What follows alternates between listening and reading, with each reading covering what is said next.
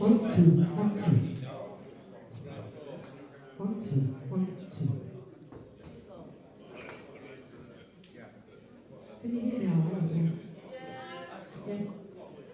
At the back at the top, Tony, can you hear me? Thank you.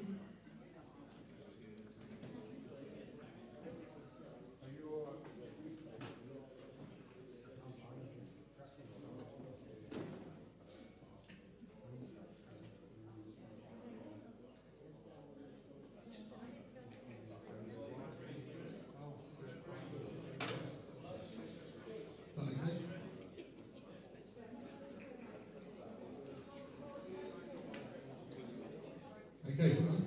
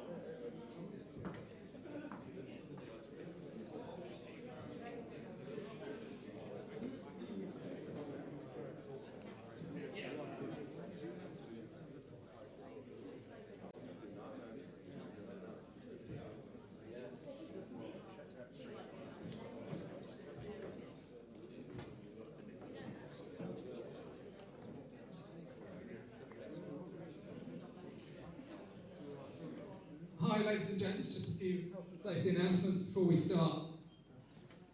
As always, the microphone doesn't work. Fire exits are there, and there's also one out the back if worst case. Can everyone turn their mobile phones off, please? And just ease yourself, keep quiet when the players are down on a shot, cheer lots in between, and enjoy yourself.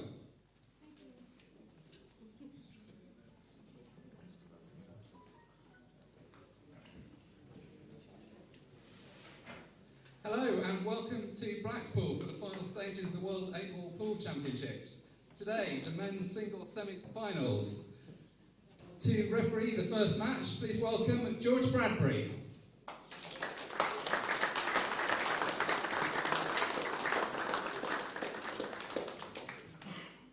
And first up, a man that needs no introduction, the 2009 World Champion, Phil Harrison.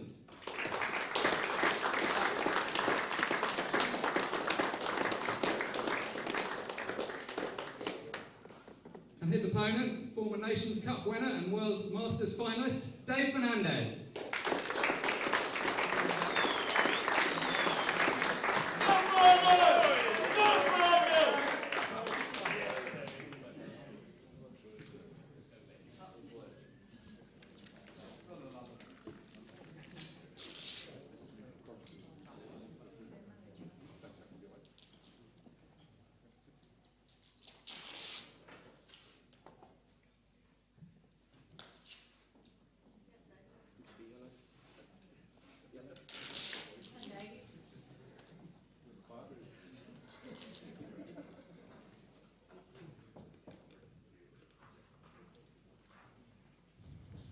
Hello and welcome to Blackpool for what should be an action-packed day of pool. We've got 2 singles semi-finals followed by 2 team semi-finals. So first up today, Phil Harrison against Dave Fernandez. Commentary for this match from me, Mark Shepherd, and Dave Veery with me in the commentary books. Morning, Hi there, Mark. Should be a good couple of matches. I mean, there are 4 great players to have got to this stage. Absolutely, 3 of them have already won World Championships, haven't they? So it's the only one who hasn't is Dave Fernandez, and he's the one who's been showing lots of form this week. So Absolutely. we're looking forward to 2 quality matches here. Yeah, I mean, although Fernandez is, I suppose, the outsider of the 4, he's not exactly a stranger to this stage. He's won the World Championships with England before. He's played in this arena a number of times.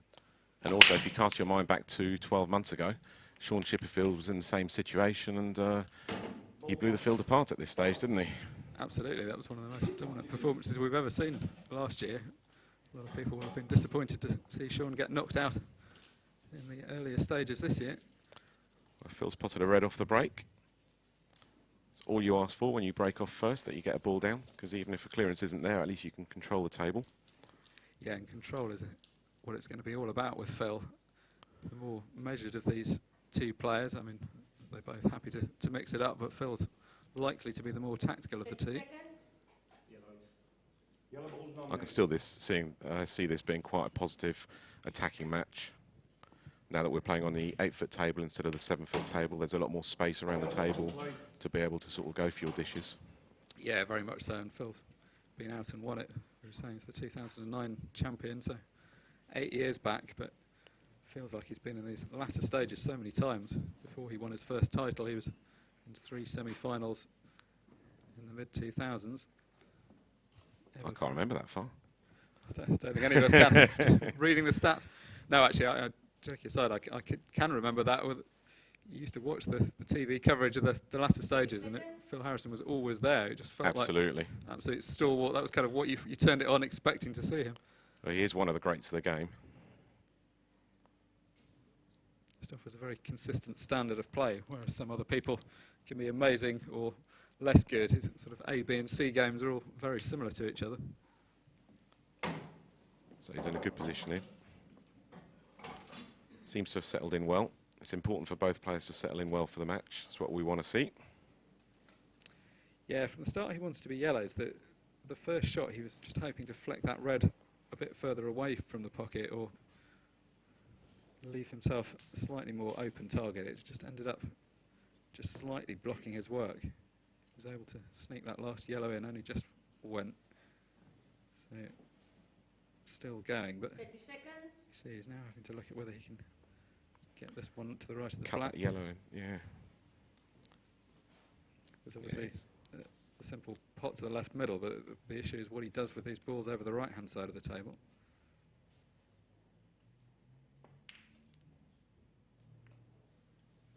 That's a clever shot.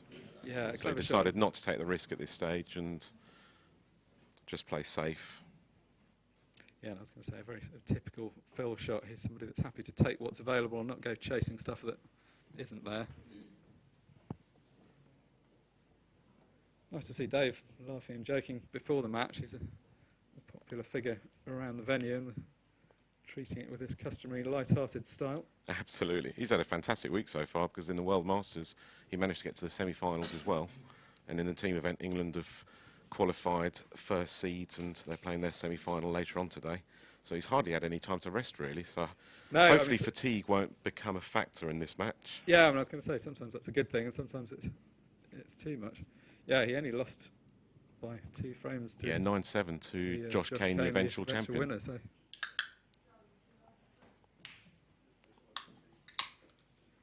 Phil Harrison immediately realising the danger over the bottom left. That's not turned out quite how he played it. I mean, it was a slightly tricky position, just trying to lock that pocket down a bit. I wonder if that yellow goes past the red. Might be able to see that from the overhead shot. Yes, yeah, it looks like it probably will at this stage. So often that's the case from the flatter camera angle. You'd swear there wasn't room, but when you see it from overhead, you think maybe it does go past.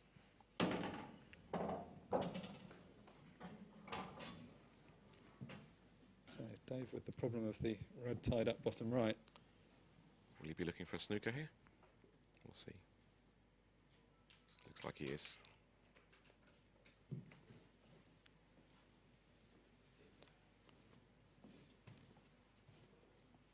Played that pretty well. Looks like he's cut out the one cushion out. But I still expect to see Phil come out of the snooker. Yeah, I mean, I don't think this is the game Dave desperately wants to play. It's not hugely his natural game, and it's so much Phil's natural game that he doesn't hugely want to get embroiled in a tactical battle if he can help it, but no alternative at this point. It's quite nice to have a tactical battle in the first frame because it allows both players to settle into the match. Yeah, definitely. You feel like you've had some table time and you're still only 1 frame in, whereas if you have a few quick dishes, you can be well into a match before you feel like you've settled down. Yeah, I know both players have been used to this arena scenario before, but still a bit nervy when you go back there because it's such an unusual sort of situation for pool players, but they all love to go there. We would love to play on this arena. Yeah, it's obviously a beautiful arena to play in. Yeah, I was just speaking to Phil outside, and he was saying how nervous he was. I mean, even he recognised, he was saying how many times he's played here, but it still doesn't change those feelings. Absolutely. If we played an arena like this every week, it'd be normal, but we don't. It's literally these two final days of the World Championships that we get to play in an arena like this. Yeah, and it's so different from what it's like the rest of the time. This room has been transformed from having 16 tables in earlier in the week to just the one now. And it's amazing because it doesn't look like there's space for 16 or 14 tables anymore. Now, I've always been amazed by that. Yeah, I've watched this transformation so many times, and every time you come in and think, how's this going to work out? The first time I stayed here for this final sort of stage arena, I was expecting it to look really strange. But when you walk in, you're thinking, no, there's only space for one table, it's fine. But yeah, it's bizarre. Yeah, absolutely.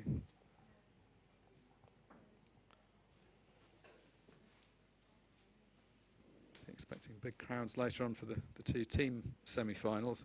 It's going to boisterous atmosphere for those. I think the first one's England-India at 6 o'clock. Yeah. And then Scotland-Ireland at 9 o'clock.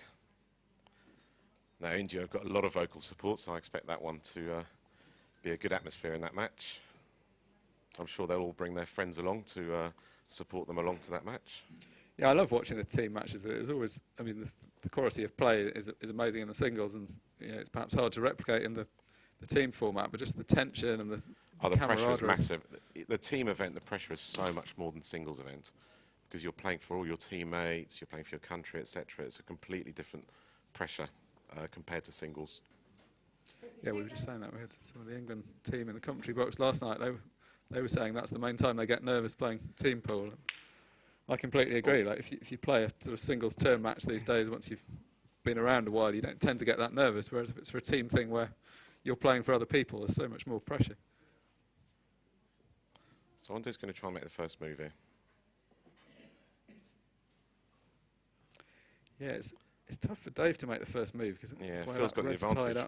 See, if he wants to go for the clearance, it is there for him. It just depends whether he's willing to wait or go for it now. He's happy being patient at the moment. He's just setting himself up. But sometimes that gives the opponent the chance to get back into the frame with one good shot. Yeah, I think Phil's taking confidence from the position of this red bottom right. Pretty tough for Dave to do anything with, and also some of the options that might normally be open to him, like putting the black on it, aren't really, because the black's safe over the other side. And I think that's the big difference with the 8-foot table on the tactical side, because the angles are slightly different. It's a slightly bigger table. Even going for doubles, you just got to take that extra care compared to the normal table. Well, that's so Dave's definitely got that pocket now. Yeah, so that's turned out really well. I mean, he was playing something like that. He wasn't playing precisely that series of cannons, so he'll be very happy that the pocket is so thoroughly covered. What this allows him is just that little bit more freedom, because now Phil has got the problem yellow tied up. Dave's just got a bit more time to try and free his one bottom right. Is he going to try and take both pockets here, or just move the red out? Yeah, that's a great double kiss at the end. He did that on purpose, knowing that he had to make sure the white kissed the red twice to cover the pocket. So that's a great shot by Dave there. Yeah, and it's hard to say just how difficult the shot is to judge like that. Potting the first ball is easy enough, but as you say, the second contact with the white. Yeah, and that's what I said earlier, because Phil did have the opportunity to go for the clearance a few shots ago, chose not to, but now it's a completely different game. He's got to turn it around himself now. Yeah, Phil will be annoyed with the position he's now facing, because this is really quite awkward. I think probably more important out of the two of these for Dave to get the first frame on the board. He's the one that hasn't been in a big final in this arena before, so help him to settle down. Well, he was in this arena when he was in the Masters final 2 years ago, but it was only on a 7-foot table. So it's slightly different, but at least he's had a bit of experience of the arena. True, well, and in the team matches as well. Yeah, he certainly had a lot of experience in the team matches. But Phil's obviously had considerably more experience in this arena. So he's got another visit here. I think he can squeeze a yellow past the red to open that pocket, but he's still got the problem with the yellow on the right-hand side. Because David's definitely got that pocket. Dave's definitely got that pocket covered. Don't think he's ever been called David. Afford him the respect he deserves now he's in the World semi-final.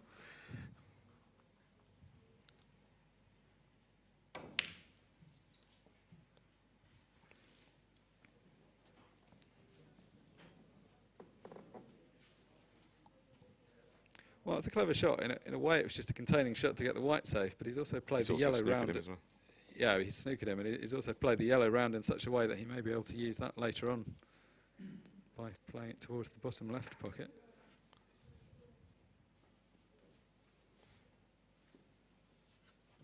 Is Dave looking at moving the black towards the pocket as well? No, he's looking at yellows here. Foul, 2 visits. So why he's done that is he was concerned that that was the easiest of the yellows to play round And punch that past red his out of the pocket.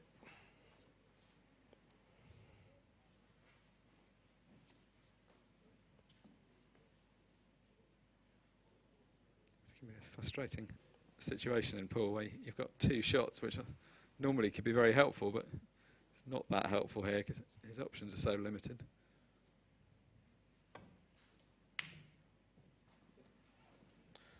Second Yeah, visit. Phil won't be happy with that. He didn't expect the white ball to hit the draws there. He was expecting the white to come up the table a bit more. So he's now just going to do a containing safety, the red, yellow on the left-hand side, and wait for his next turn.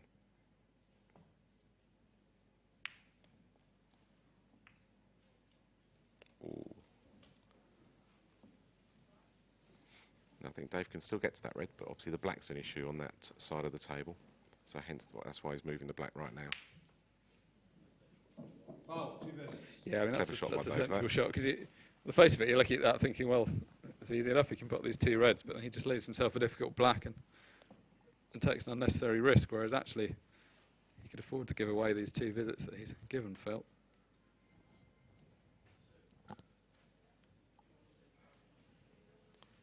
Now with these 2 shots, Phil's going to have to try and prevent Dave being able to go for the clearance at the next visit. Yeah, which is going to be fairly challenging. And he's only got 60 seconds to think about it, so he's got to make... Yeah, so he's going to block this pocket. Second visit. Yeah, he's judged that well. He always had to be careful with the red so close to the pocket. It could have easily just dropped in, couldn't it? Yeah, that would be horrible. That would be game over in the blink of an eye. Yeah, I mean, what you say about the 60 seconds is important in this kind of situation. When you're in open play and clearing the table, although it doesn't sound that long, it's almost impossible to take more than 60 seconds. But Absolutely. when you get into these tactical battles, it's a completely different story. Because you don't get any additional extensions like you do in American pool, so it's 60 seconds on every shot. The advantage they've got in this arena, though, is there is a clock that shows them exactly how much time they've got left. So normally when we play pool, we know when 30 seconds have elapsed because the referee says that. But apart from that, we haven't got a clue if we're on 50, 55 seconds. So that is an advantage for these games. Yeah, that's a fair point. There's no other way of doing it most of the time. In something like a county match, it's not feasible to have time clocks all over the place. So as you say, it's just somebody shouting out the 30 seconds. But obviously a more professional setup for this match.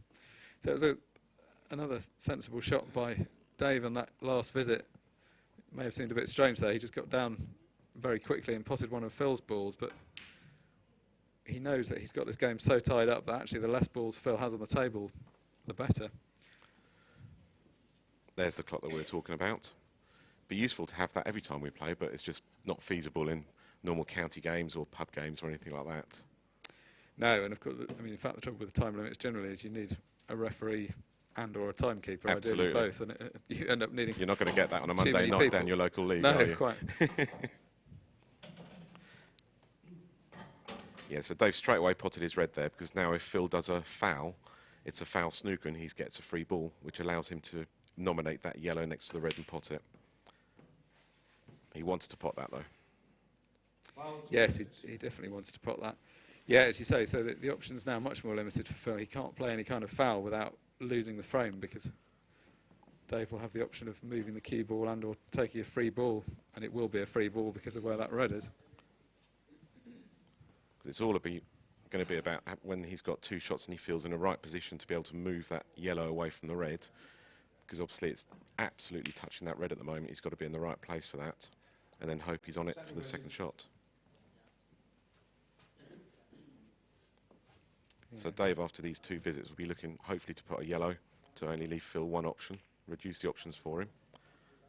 Whether he can put it on this one, I'm not sure. He Yeah, might just play a containing shot here. If this ball goes to the... He might be able to put it in the middle bag. Yeah, Phil will be annoyed if he's left. But it might look like it's very difficult to move that yellow away from the red, but if he plays the lift cushion first, it still looks reasonably easy to move it away.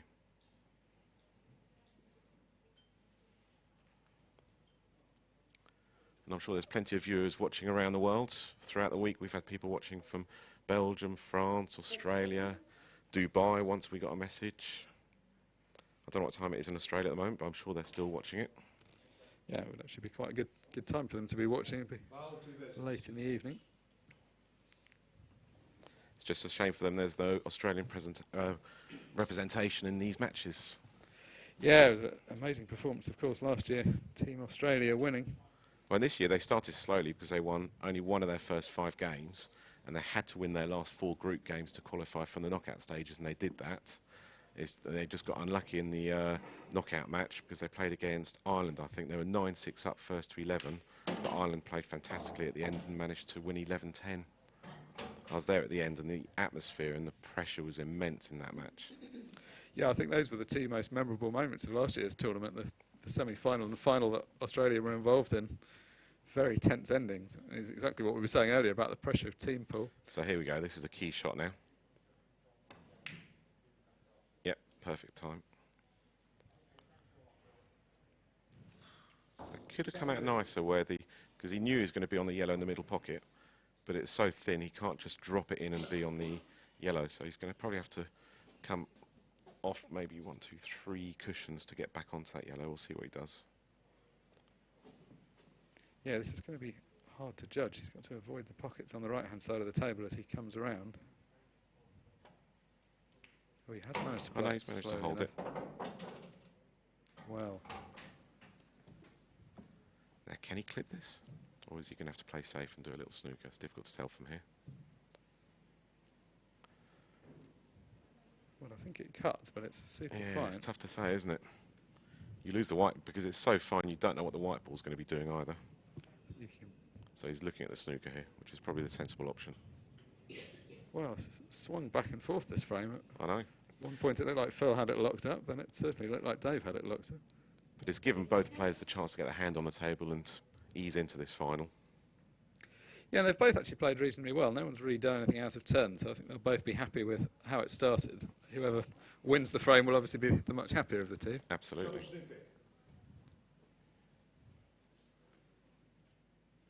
George Bradbury, the referee, just confirming that it's a total snooker.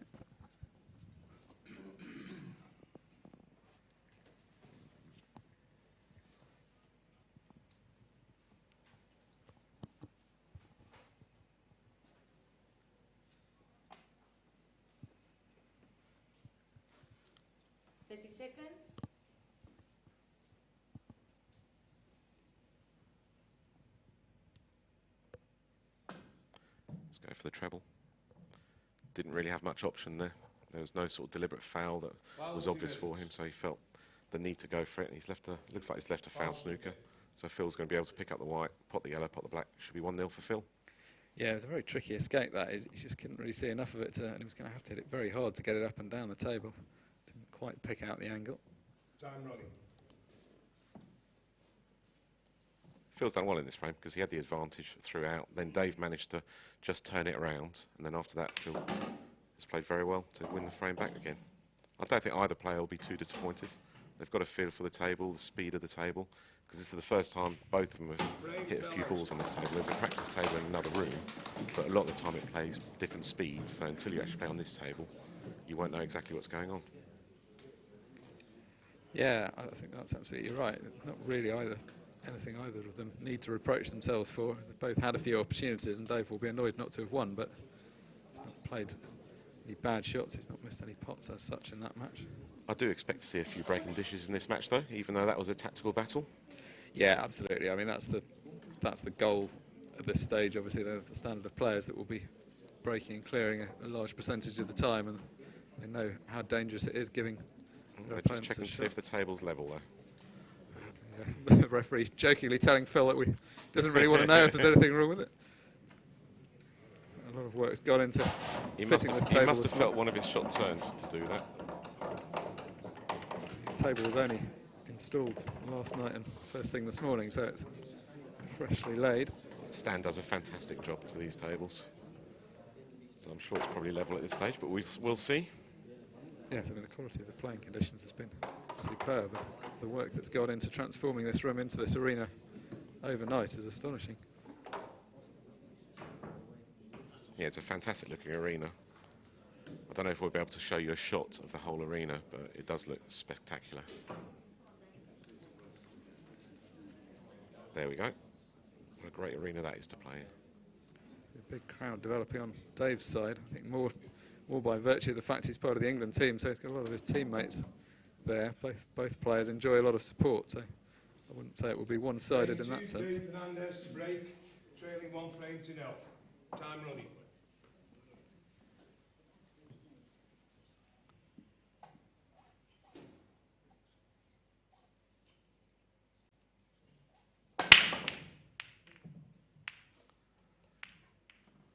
Didn't notice anything Open drop. table. No, No, open try and table. break. Sometimes it takes a few goes to work out how to best break on these 8-foot tables, because it does break slightly differently to the 7-foot table. Yeah, and that can very often be decisive. You'll see in the next match that the two guys we've got playing there, Mick Hill and Tom Cousins, both have enormous breaks. Absolutely. They'll be really smashing into the balls. Both these semi-finals are tough to call.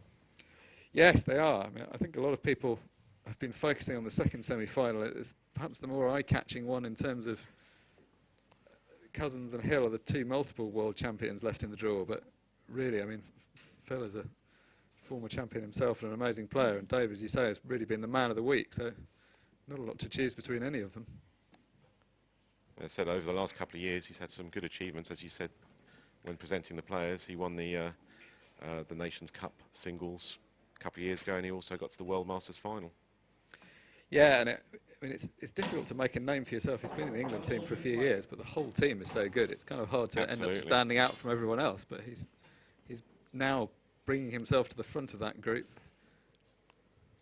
I would imagine in the Tom Cousins-Mick Hill game that Tom Cousins is probably slight favourite, which must be the first time in a number of years that Mick Hill's going into a match where he's slight underdog.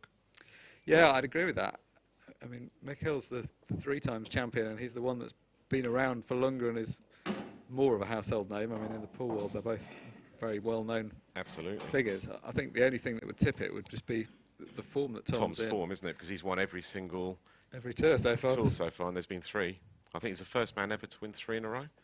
That might not be correct, but I did see that on Facebook by someone. It's an extraordinary achievement. Yeah, there were a few times in the early days of the tour there were 3 times winners. I don't know whether any of them were consecutive. It could be the case he's the first person to have won the first 3 in a season, possibly. Yeah, either way, It's it's an amazing achievement. Absolutely. I mean, in fact, it's hard to say just what an achievement it is, because it's not like he's playing in some league where everyone's much worse than him. He's playing people who aren't that much worse than him. He just has played so consistently well. And it's been good to see Tom play in the team event as well with Wales, because I know last year he didn't do, but this time he sort of helped the team out, and they just missed out on the knockout stages by 1 frame in the end. Yeah, it was an agonising end. I think there was some controversy over a refereeing decision at the end, but it was a very close match. I didn't hear about that one. No, one of the Welsh lads was telling me that there was some dispute over whether something was called a foul or not, and it was sort of one person's word against the other. I'm not sure in the sense of anybody wasn't telling the truth about it, but it was just a very fine decision that it was hard to call. But it went to the decider, I think, didn't it? So it was a close match either way. Yeah, So any contentious decisions will still be talked about after that. I'm sure, yes.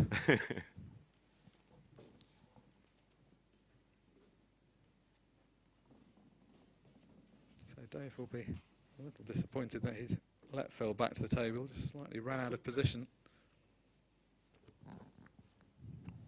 Now this is exactly the kind of opportunity Phil was looking for. So he's worked his way in a tactical frame. Now he can 30 seconds. have a go at potting a few balls.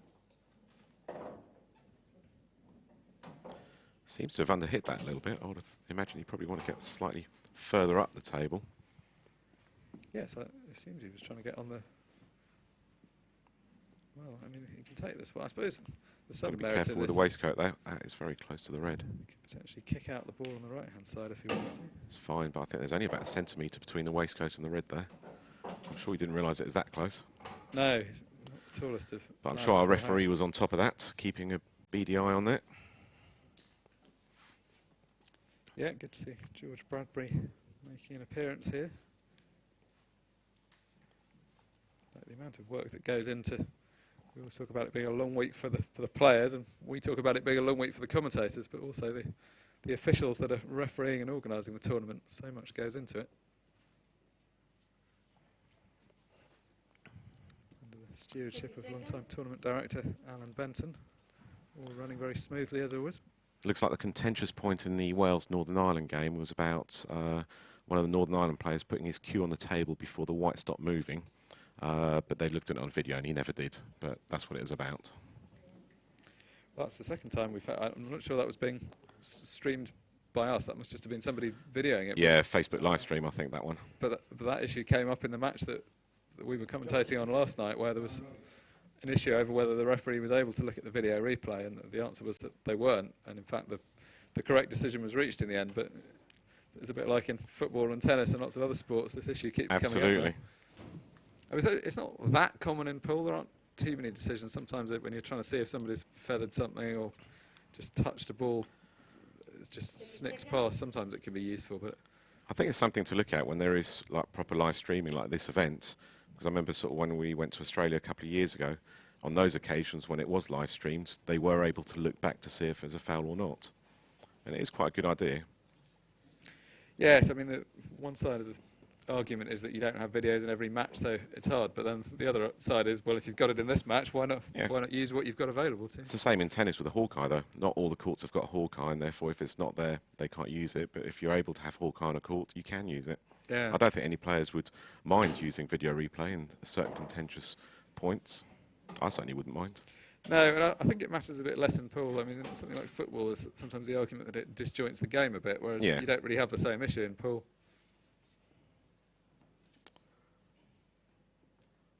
So Phil's gone about these reds very comfortably so far.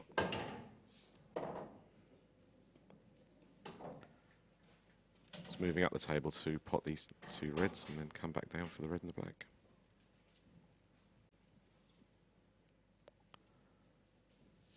Can't see there being any problem here. No, Dave's had his opportunity in this frame, but once he ran out of position and let Phil in, you could only really see one winner. I believe there's an interval in these games, isn't there? Is it after 8 or 9 frames? I'm not After sure. 9 frames. After they'll 9 be in this frames. one. So first to 10 wins the match. So I think both players, before they start the match, they probably, obviously they want to be in the lead, but they don't want to be any worse than, say, 5-4 down going into the interval. No, definitely. This is a very long format compared. There aren't many tournaments in the year that any of us play in that are races to 10 First to like 10, this. absolutely. So it's nice. I mean, it gives you some breathing space because this isn't really an issue for Dave. As Phil just slightly He has, yeah. overdoes that. Still goes, but it's a lot harder. It's just a thin slip. Snick. Just a bit of tension, wasn't it? He just didn't want to screw back. Just hit it a bit harder than he wanted to. No problem, but just needs to keep control of the white ball, which he does. Straight in. Graham, So Dave really needs to try and get a few frames under his belt now. Doesn't want to let Phil sort of go away to a 3-4-0 lead. Former world champion. Yeah, I mean, the fact he's 2-0 down isn't too much of a problem because he's got plenty of frames, but it's more just the settling down. I mean, it was a cliche, but I think I find it when I'm playing myself. Like, until you've won the first frame, you sort of feel like you're not quite in the match. Absolutely. It's just like once you've got one, for some reason, I mean, it's not like you're expecting to lose to 0 in many matches. But then once you start going to like 5-6, 6-0 down, then you start thinking, just let me win one, and your Yeah. mindset suddenly changes. Yeah, especially in front of big crowds, thoughts of embarrassment come in. I mean, Dave's nowhere near that and won't be thinking that anyway. Everyone knows how good he is, but he wants to get one on the board in the first few frames, as you say. He doesn't want to get 3, 4, 5 behind.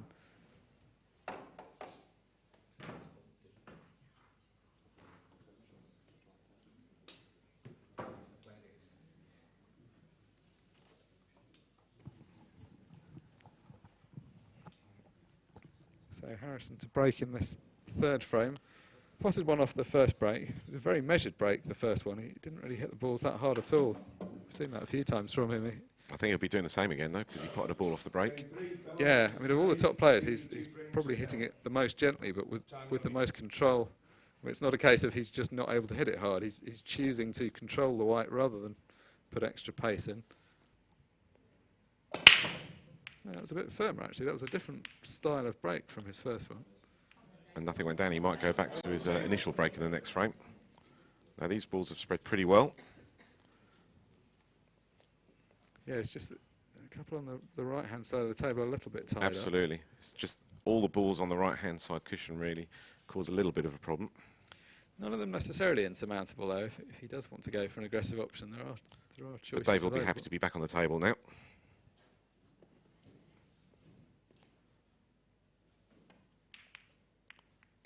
Oh, he's unlucky there. He wanted to move that yellow into the open, but it's just got stuck next to the red.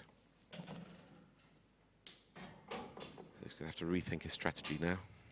Yeah, this has made it a bit more difficult. He's still got, whilst you've got balls on the table, you've got options, but yeah, straight away. That's sensible. That's the right ploy, yeah, because you don't want to be potting 5 or 6 yellows and then break down and then just leave Phil a nice open table to clear up again. So it's the classic thing, isn't it? You play in a sort of lower standard local league match and you watch people go off, pot all the easy ones and then just back themselves into a worse I forgot about corner. this one on the cushion behind the red. No danger of that here, though. Great overhead shot of this supreme table.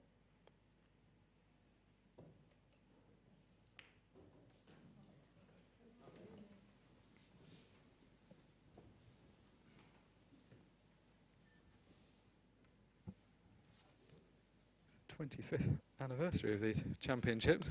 I know, I can't believe it's been that long now. Make us all feel old. Mind you, I've been coming to these championships now probably for about 9 years now. I missed the first 16 years of them.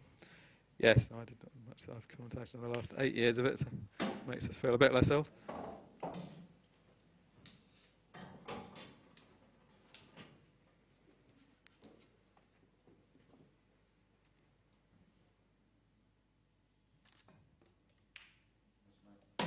Very kind of relaxed demeanour around the table, Dave. So looks like he's just playing some sort of casual match with friends. He's like that every single time. Doesn't matter what the pressure is. He's always got a smile on his face. He's a very quick player. I didn't actually appreciate just how quick he was. Because I was watching in the early rounds, on one table there's Sean Chipperfield playing, who was lightning fast last year. And on the table opposite was Dave Fernandez playing. I believe he was playing Matt Brannan at the time, who's one of the commentators that's been commentating this week. And actually the frame count was going quicker in the Dave Fernandez match than the Sean Chipperfield match. That's what I realised how quick he was. I think he's deceptively quick. He doesn't look rushed. Like some players kind of look like they're rushing, whereas Dave looks so laid back. He doesn't look like he's rushing at all, but just doesn't take too long. That was a shame, though. He'd left himself a perfect angle to split out that last yellow bit. It just didn't quite get the contact right and ended up getting the white too close to it. And he's also now stopped the black going into the corner pocket because he's just nudged that red further into the corner pocket. Yes, he didn't want that. I mean, this was a tricky position because he was trying to play some kind of containing shot, which is very hard when your opponent's got so many balls on the table.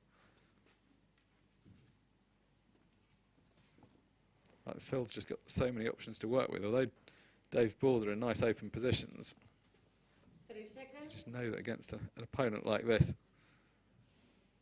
things are not going to get better from here on in. Although that said, that's not the best shot from He's not going to be happy with that. He needs to get the I'm not cue quite ball. sure what he was trying to do there, to be fair. Yeah, but he needed, if playing it like that, he needed to get the ball follow on the cue ball to get it higher up the table so that this yellow wasn't cuttable. Because if Dave can cut this in and leave himself an angle on the last yellow, there's a big target to nudge the black out into a more open position because it's just off the cushion, which makes it a massive target. But we'll see what he does. Yeah, it depends how much control. This is quite thin. He's not going to have a huge amount of knowledge of That's unlucky. where the white's going. And in fact, he hasn't potted the yellow either.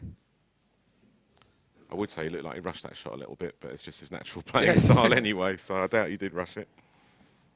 Yes, I mean, your point there about Sean Chipperfield, last year's winner, I mean, that was an electric performance, both in terms of the potting ability and the speed at which he was doing it. But just in every round. I remember watching, I think it was the last 16 last year, and like they put all the 8 matches on at the same time. And when I was looking at scores, it was like 1-0, 1-1, 1-0, 1-1, and then Sean Chipperfield was like 5-1 up. Like, wow. I remember the first time I played Sean Chipperfield was in a 9-ball match. I didn't really know who he was at the time. I was in a tournament with a lot of good players, and I was thinking, oh, I haven't heard of this guy, that's probably good news. And then the guy turns up and you think, God, no, this isn't good news at all. He's just so quick. And you sort of think to yourself to start with, oh, well, I'll just slow him down a bit, get him into a tactical game. But such a good putter as well. It's not that easy to get him into a tactical game. And it's very difficult because he is that quick that you just get lured into his type of game. Yeah, absolutely. And you sort of feel that if you're just thinking about a shot for 30 seconds, you sort of feel that's probably lasted about 5 minutes. Yes. Because of the speed that he's playing at. Yes, it's hard not to feel some sense of embarrassment if you feel like you're slowing someone down by that. But that's what you've got to do.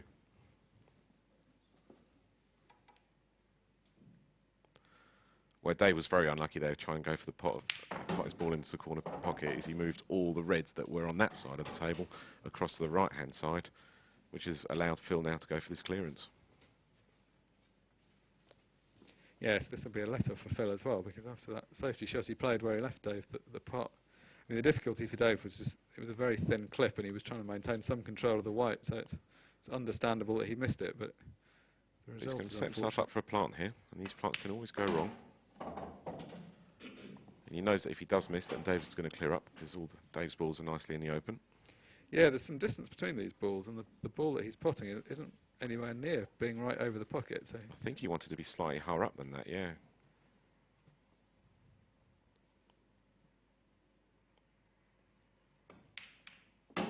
That's a really good He's shot. played that well.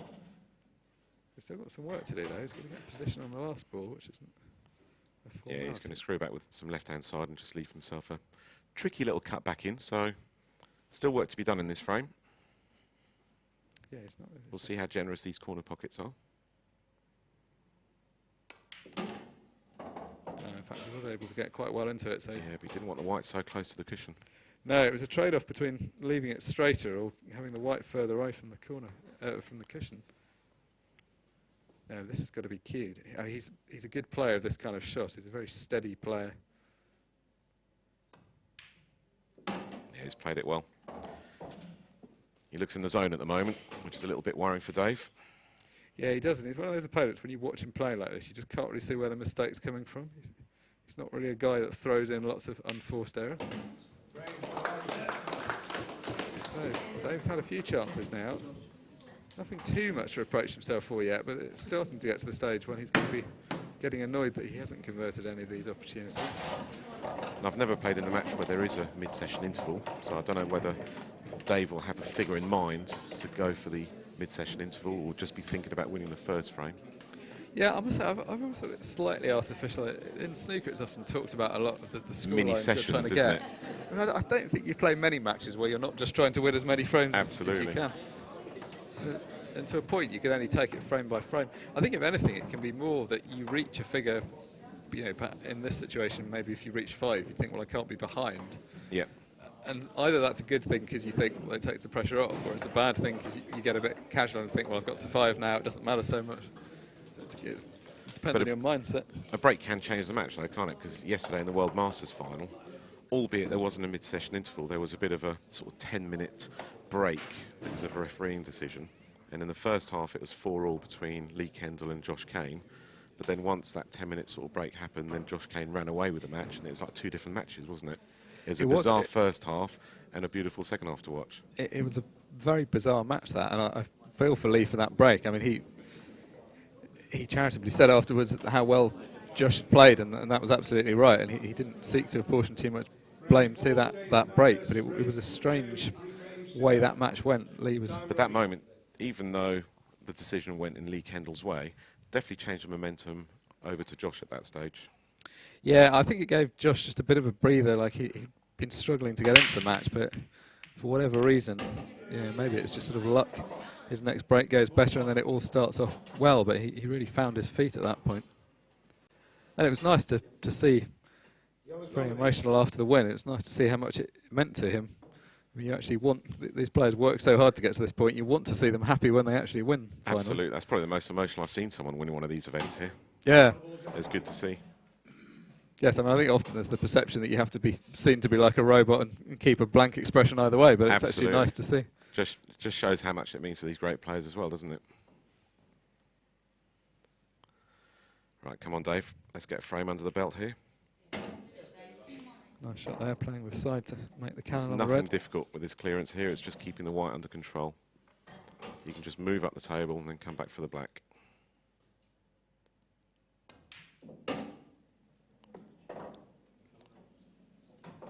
Still Corner okay. pockets don't look too tight, do they? They look quite generous. Yeah, historically Played them they've well. been relatively generous, although it's a bit deceptive because people look at this and say, oh, these pockets are massive, but actually it's helped by the fact these players are so accurate that even to the extent they ever brush a cushion, they only just brush it. It's not like you can't ram it halfway down the cushion and still have it drop in. He's a little bit shorter than where he wants to be there. Probably just slightly worried that he might rattle that one down the cushion. So he's now running. Oh, that's a bit unlucky because if that's touching ball. Yes, it's going to be very bad. If it's not touching, it's not a major problem, but if it's touching, we'll have to see what he does. If he plays away from it, then we know it's a touching ball. But that was all about the previous shot. When he put the ball down the cushion, he didn't quite come up high enough on the table. No, it wasn't a gimme, that pot along the cushion, as you're saying.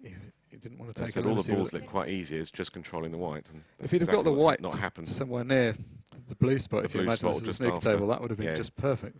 Definitely touching ball then. So he's gone for a tougher long. No, he's missed it. It's not too bad though, but you'll be disappointed because that was a perfect chance to get a frame under your belt and keep Phil sitting down on the chair. Yeah, it really was. That's the first moment in this match where he's let go. He's lost a couple that you expected him to win, but that's the first one where he really had it in the palm of his hand. Absolutely. It's the first time I haven't seen Smile for about a week there as well. Yes. Yes, a pensive look. I mean, he's sensible in that he kind of took his medicine there and played that yellow as almost as a shot to nothing, making sure that he hit it at a pace it was going to cover the pocket if he missed it. But you can still see Phil doing something with this opportunity.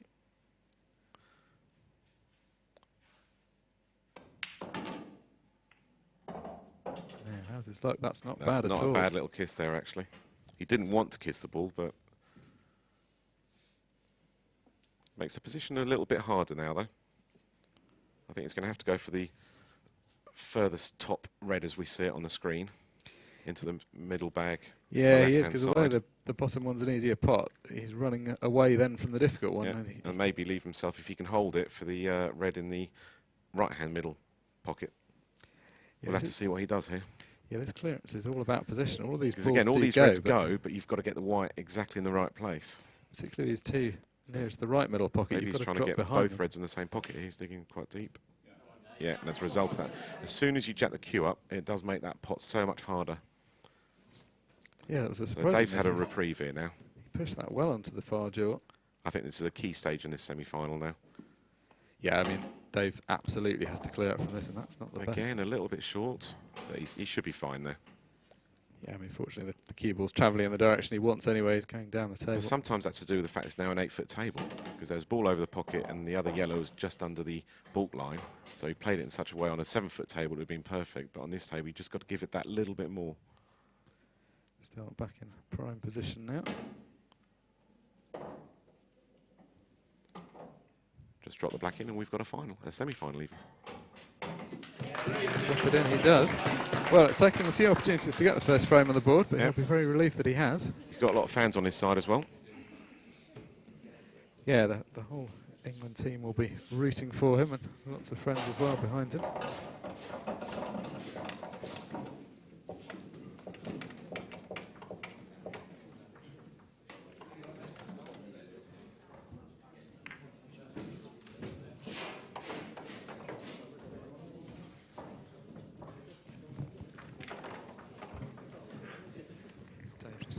There with Amy Beecham, the former ladies world champion and finalist in tomorrow's final. They're good friends, so she's there to support Dave, but at the same time she's probably there just to see how the table's playing. She'll be looking at how both these players are breaking, if it's working from the left-hand side, right-hand side or the centre, because that'll help her a lot for tomorrow's final. Yeah, she's a great attacking player. She'll be liking the look of a fast open table, which is what it appears to be. Yeah, but it's Amy's third final in a row. Yeah, she lost to Sabria Brunet last year, and then she won it the previous year. I think again, Emma Wilkinson, I think it was. I might be wrong there. I think that's right. I might be corrected here soon, but I think it was Emma Wilkinson. I think she that's beat. right. Emma was in a couple of finals Time running. a few years back. That sounds like it could well have been the one.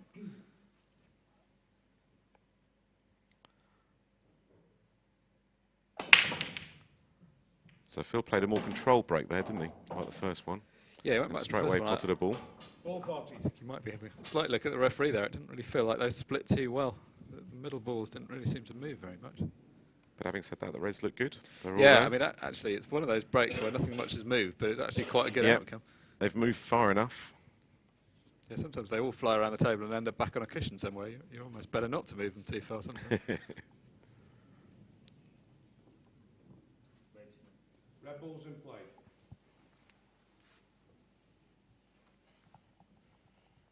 Seconds. So unsurprisingly, the red ball's nominated by Harrison.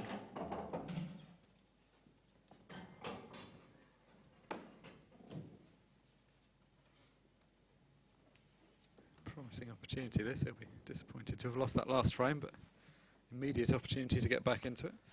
No real relevance here. The referee's looking at whether this is Touching the ball or yellow, not, but but yeah, he's got that red on the right hand side, so makes absolutely no difference at all on that one.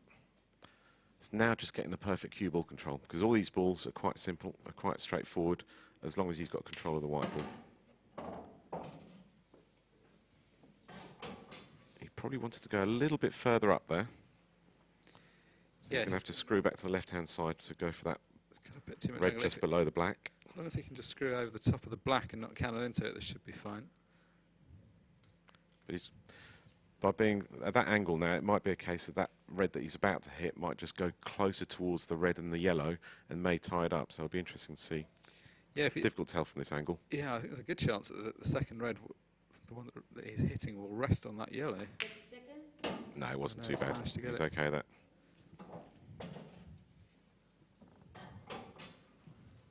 No, so he's in good position now. Still some work to be done, but I expect Phil to be able to. Yeah, he's got an area to play to where he can play either of the two reds, so that's one advantage where those reds are laid up at the moment. So he's going to run the cue ball through with topspin to get over to that side.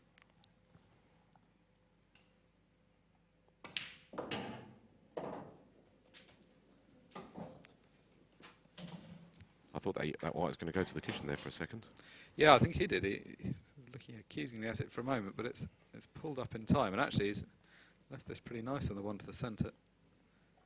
Now missed. This is easier than the one he missed, but he did miss one, jacking the butt of the cue up like that. No such problem this time. He's in a good position here. Easy. Just what Phil would have wanted after Dave just won a frame, just to get that 3-frame cushion back again. Just run the white off two cushions and up for the black. And that is the advantage of these 8-foot tables. Because on a 7-foot table, this would have been even more important to get the white ball control absolutely spot on. But there's more space now for him to work around. There we go. 4-1 to Phil Harrison. Well, that was a classic Phil Harrison frame. A very controlled break. Didn't really smash the balls up too much. But opened them up just enough. And left himself a fairly straightforward clearance, which he took out with his customary composure. Sharing a joke there with Rich Wharton, a good friend of his, regular face at these tournaments, good player in his own right.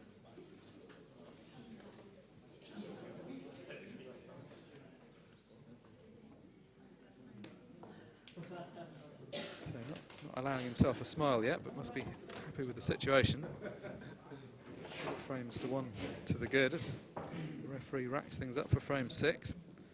So Dave Fernandez got his frame on the board, but quickly that lead was neutralised.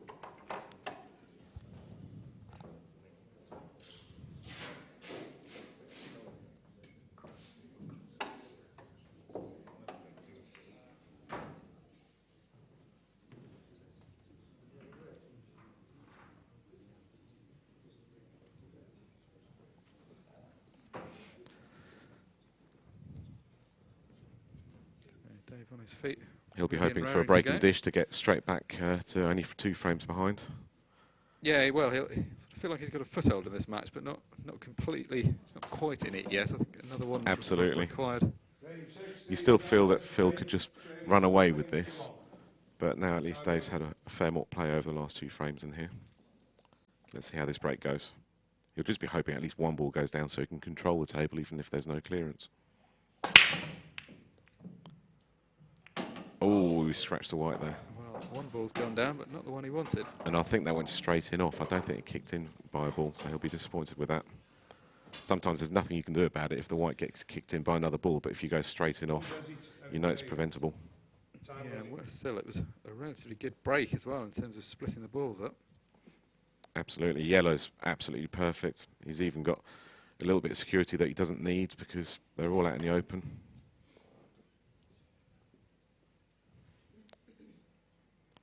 Yeah, it's hard to He see can him. plant the bottom yellow onto the yellow in the corner bag if he wants to. Doesn't even have to, but if he wants to. Very hard to see him missing from here, but as you say, that just the knowledge that your opponent still isn't going to have much of a shot, even if you did miss, normally is enough to make sure you don't. Absolutely. I'll be very surprised if Phil doesn't clear these up. Elbows in play. But he has only got one visit, because in world rules, if you're going off the break, it's only one visit, not two. So he hasn't got that safety net. But he doesn't need the safety net here, does he? No, he doesn't. I think, it's obviously been a long-standing rule, but I think it's a good rule that actually, because there are versions of pool where you get the two visits, and at this kind of level, that's rather a heavy punishment for just going in Just off. going in off, absolutely. Particularly, as you say, where you can get kicked in off and not be any fault of your own. I think even I'd feel confident clearing these up. That's a good opportunity here.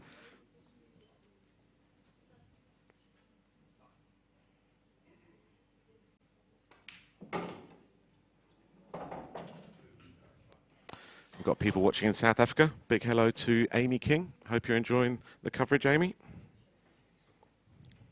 Yeah, it's been a nice thing about having this live streaming. People can watch all around the world in real time rather than having to wait for later on to watch Wait the 3 video. months when you know the result as well. Yes. I think anyone who watches sport always likes to see it in action rather than knowing what the score is at the end.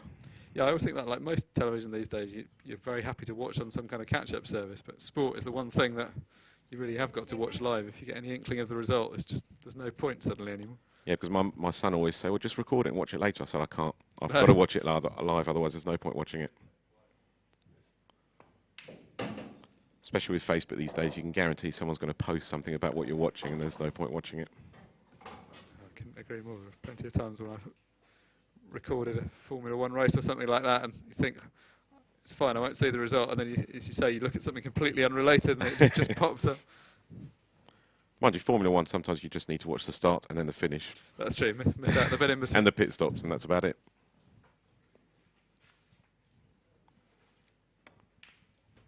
So he's having to travel a bit with the whites. He hasn't completely controlled the white perfectly, but again, there's no massive dangers here. No, it's all starting to look quite plain sailing at the moment. Potting this yellow frees up the black into the middle right-hand bag if he wants it as well.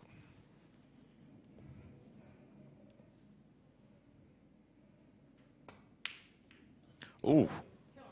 Well, that's the first That really unforced unbelievable. error of this match. That's a bad miss. I mean, that ball was sort of in the way in the sense of being distracting, but it wasn't really in the way of blocking that Absolutely. much of the pocket. Yeah, he just came across it with his shoulder on that shot. That wasn't the most difficult shot. I think the only thing about that shot was he was just trying to hold the white, but in fact, he sort of forced the white the wrong way in the end. He actually hit it on the wrong side if he was trying to do that. So That's the first real unforced error of this semi-final, isn't it? And that'll give Dave some confidence, because at the moment, he hadn't really got a lot to hang his hat on, whereas now he's seen Phil miss a ball. But Phil got away with that. He didn't give him an easy starter there, did he? No, and that could well prove to be decisive. I think if Dave was playing against me, he would have probably doubled that red that stuck to the yellow into the left-hand centre pocket. But he's playing it the right way here, making sure first. We were talking about that yesterday, that this much used phrase that you should play the table, not the player. I'm not sure is always true. There are times when, against some players, you would go for a particular shot that it doesn't make sense against other ones. And again, that's a shot that Phil won't be too happy with. So that's 2 shots in a row now. So it looks like it's just that last shot there has just made him a little bit nervy. Yeah, I mean, that cut was thin and difficult, but he didn't really get very close to it at all.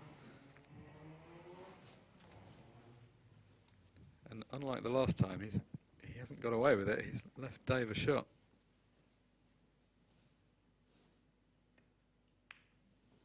And the reason he's done that, of course, is because he's got the red and yellow tied up on the right-hand side.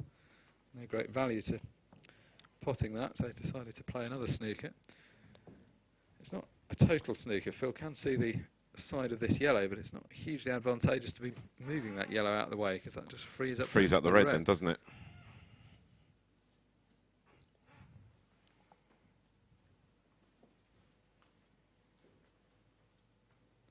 Phil's normally a fan of this kind of tactical battle, but I think he'll be seeing the funny side of it less, given that he's put himself in it, than... Well as that worked out. He's cut that ball all the way across the table and it's gone out. Didn't see that coming. I can't imagine he was playing it like that, but in fairness, I think perhaps he was playing it to get it close to the pocket, so...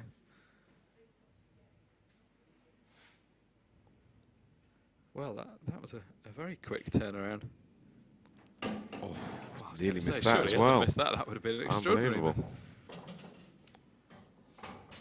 So that was a real let-off. I mean, the position that David left Phil in, I think he must have been planning how he was going to clear up at his next visit. I don't think he even considered the possibility that he wasn't coming back to the table. This is a massive frame, because if Dave managed to win it, then Phil would have been absolutely gutted being in prime position. But now Phil's going to feel massively relieved, and Dave's going to feel that's another opportunity gone. Yeah, 5-1 down. It's kind of worse than the smile has gone from Dave at the moment. He needs to get that swagger and smile back, doesn't he? Yeah, doesn't he? I mean, it's worse than that, because if Phil had just cleared up, Dave wouldn't have had anything to reproach himself for. But as it is, he's come back to the table and he's lost. I mean, not that he really did much wrong there, but...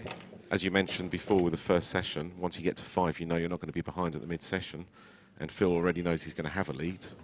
He'll be thinking, if I can get to 8-1, whereas, you know, Dave's desperate to try and get it back to 4-5 and back into the game.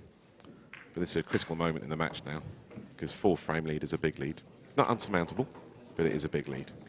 No, and it's a real opportunity for Phil. If he can press on and maybe get to 7 by the mid-session interval, he'll have the match virtually won. Whereas if Dave can mount a bit of a comeback here, I mean, he'd be delighted if he can win. Well, he ideally wants to win 3, of course. If he can win at least a couple, keeps himself Absolutely. It's like a mini best of 3 now, going to the session. Both of them want to win it at least 2-1. It's more important for Dave to win the next few frames than it is for Phil. Yes, I mean, there's no good position to have Phil in, really. He's very good at coming from behind, but he's also, like all the top players, a good front runner once he senses an opportunity. And he kind of plays at the same tempo. He's not... I mean, you see moments of emotion when he shakes his head, but he's not... The way he plays isn't really that emotional. He just takes each frame at a time, steady, pots the balls.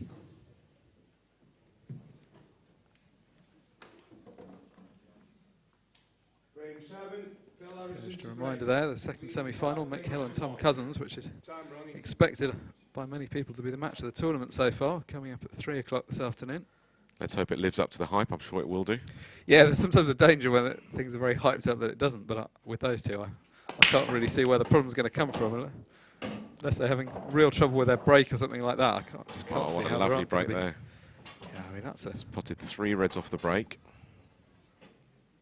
Absolutely textbook break, isn't it? And the 4 remaining reds are all out in the open. Yeah, I mean, look at where these reds are. What a fantastic break that is. He's got half the frame cleared up already. He's got an easy starting ball. But again, we did say that in the last frame. He had an easy clear out and missed up at the end. It's very similar here. Yeah, and that's the thing he doesn't really normally do. Like some of the more sort of on and off players have moments of brilliance interspersed with the mistakes, whereas Harrison isn't really like that normally. He's missed that one in the last frame, but I don't think Dave will be expecting to have too much more of that. I think he'll be imagining it will be normal service resumed. Yeah, yellows are just as good as well. It's just that one down the cushion, which he's going to look to take straight away. It's one of these shots, even if it does rattle and stay over the pocket, he's still got the advantage because there's a red over that pocket. Yeah, the thing about the yellows were just a few more options, having more balls on the table. I mean, the reds were pretty perfect. Like he would have cleared up either colour, I'm sure. But I'm surprised he didn't go for reds. Yeah, I think perhaps just trying to get the position on the one on the left-hand side. He just thought maybe this is where the 8-foot table comes into play. On a 7-foot table, there wouldn't be any problem stretching for this shot. No, I mean there are so few times on an English pool table that you can't reach a ball, and that's the only reason he's missed that. Yep. As you foreshadowed, the fact that that red was there meant that it was never going to be disastrous to miss, but But having just said what a straightforward opportunity this was, Dave will be amazed to be back at the table 2 shots into this clearance. That's why I was surprised that Phil did go for yellows. Because with the reds, the only tricky one when he was there at the time is the one on the left-hand side, and there's quite a big gap for him to have got there to then screw back for the red in the middle. Yeah, So it seemed a straightforward clearance, but I can see why he went for yellows, but that was always going to be the key shot. Yes, although that red was defended, it's sort of defended in such a way that it's actually quite easy to get the white back in and out. So Now, if Dave can get to the top cushion, he's got a chance to cross double. Oh, no, he didn't want to do that. Actually, that's not too bad, because he can cross double the reds into the top left-hand pocket. And again, same scenario that I gave you with Phil. As long as he rattles the pocket, even if it doesn't go in, he's got a bit of control with the yellows around that pocket. So just needs to run the Key white shot through here. Ooh. That was difficult. He was playing it with a lot of right-hand side to get up. And it's kind of the unnatural side to be playing that shot with. It just makes it harder. But he missed it by a fair way, though, didn't he? Dave needs to settle a bit now. I think the scoreline is affecting him a little bit at this stage. Yeah, those shots playing with check side like that can make you look a bit silly. If he was playing it plain ball, pot would have been absolutely unmissable, but he wouldn't have been on the double, so that's why he had to play it. And you can see the confidence of Harrison. Some people might have been tempted to leave that yellow there as an insurance policy, but he's having none of it. He's harbouring no thoughts of not clearing up here. That yellow under the red that he's just looking at, pot's top right. Oh, it does, yeah. Look at that angle. Didn't look like it did from the angle that we had beforehand. No, it can be deceptive sometimes, but the way he played it, it had to pot really.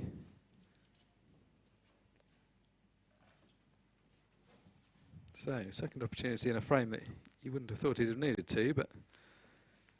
Dave's had his chances in the last couple of frames, hasn't he?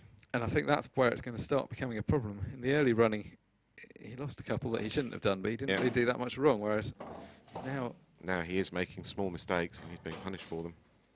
And that does affect your confidence more than those sort of tactical frames where you've both had a good go, but someone else has come out on top. Yeah, I mean, in his defence, that the opportunity he'd been left wasn't perfect. He was having to play a difficult positional shot to get on a double, which wasn't ideal, but he did miss it by a long way.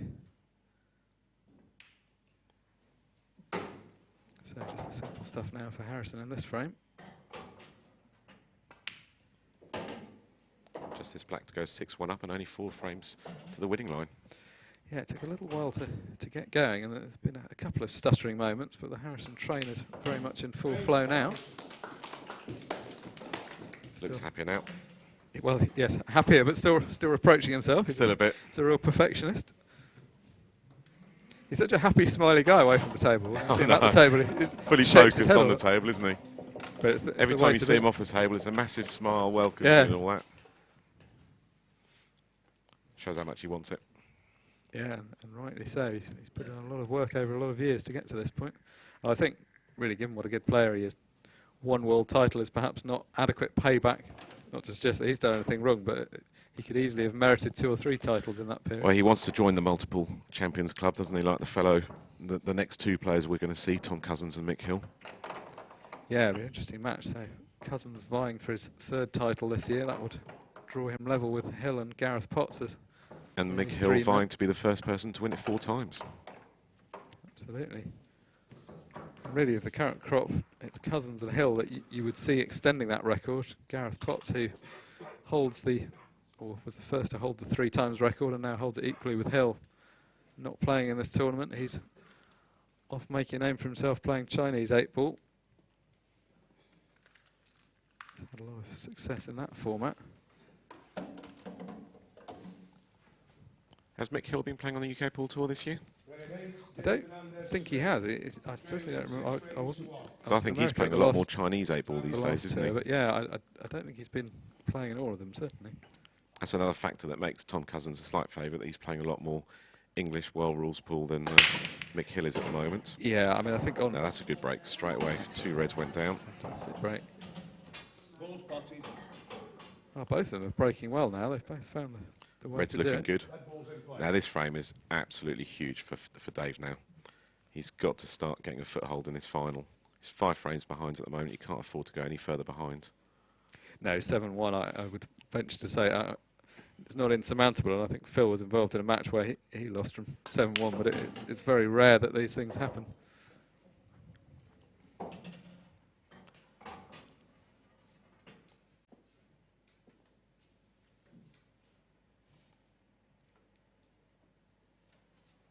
funny, isn't it? If you're 6-1 up, this just looks like the easiest clearance in the world. Absolutely. You're 6-1 down and you're looking for problems. You never want to think about problems, though, do you? Because normally if you think about problems, you create one. You've got to keep that positive mindset. And I think that's a strength of Dave's. He's not someone that lets himself get down. He's got a sort of optimistic persona generally, both on and off the table. Play a good positional shot here, though. Yeah, again, that's short, isn't it, as well? Yeah, he did well. He's just struggling a bit with his white ball at the moment. Yeah, well, it was a bit strange. He left himself on that, but he hadn't left the right angle, and he'd kind of got himself into just slightly slipping out of position. I don't think you could Difficult force to much tell more the of an angle angle here. from that. He might kiss into that yellow. Yeah, it looks like he's going to try and kiss into that yellow and then leave the other red into, as we see it now, the bottom right-hand pocket. But You have to be careful. I think he might slip. Yeah. yeah, it's the only option he had. He wanted to be straighter, so he could just follow through and leave a nice straight red into this pocket. So But now he's going to have to make sure the pot and make sure he doesn't sort of like snook himself behind any of the yellows. I expect him to get it, but there's a lot of pressure on this shot. Yeah, he's got to be careful with this position because there's a lot of yellows. If he sort of just slide half ball off any of them, he Awkward could slip queuing as behind well. another one. Oh, he's played it well. Yeah, it's much better hitting the yellow coming away from the cushion than on his way Yeah. towards it. So, still playing well, Dave. Yeah, just needs to get a bit of confidence though. That'll help. Pulls one back. So Needs that little extra step, extra bounce in his step, doesn't he? yeah, doesn't he just? I think he's just relieved he got that frame. But if he gets a couple more, as I said, this first to 10, there's a long way to go still. Huge frame this. It's the last frame before the mid-session interval. The two options are either Harrison comes in 7-2 ahead or Fernandez pulls it back to 6-3. Is it a 15-minute interval? Yeah, normally about 10, 15 minutes. 10, 15 minutes. Give the players a moment to get a drink and compose themselves. I think in a way you sometimes don't want too long an interval. I mean, sometimes if you're behind, you welcome the interval more than otherwise, but sometimes Absolutely. you sort of just feel that you're waiting around a bit. The weird thing is, if Dave does win this frame, probably the intervals come at the wrong time for him then, because he's just then won 2 in a row and he wants to carry on. Yeah. It's a big frame for him though, 7-2, isn't it? It's not But a you happy do need an place to interval be. because it is very hot in that arena as well, especially with the TV lights as well. Yeah, and I think when you're in front of all of those people, you can't really ever have a moment of relaxing because you sit down in your chair and the cameraman's there putting a camera in your face. So Absolutely. it's nice just to step outside the arena for a moment. Thank you. Time running.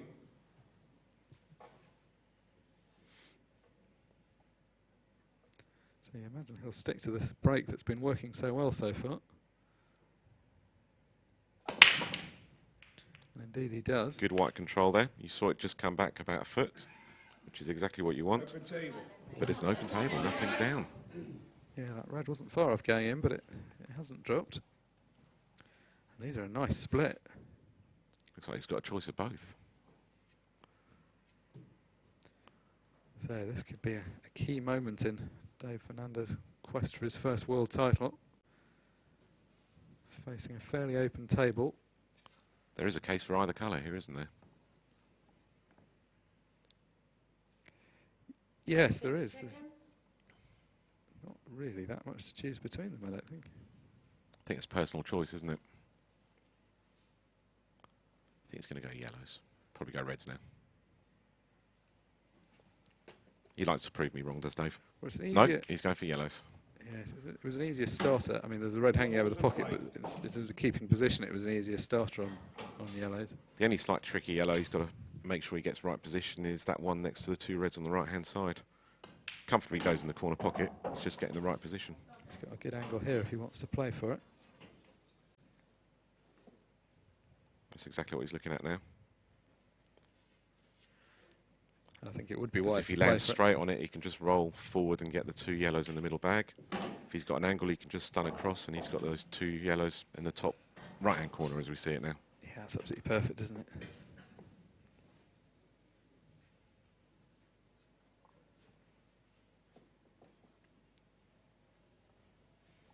So I can just screw out into the middle of the table.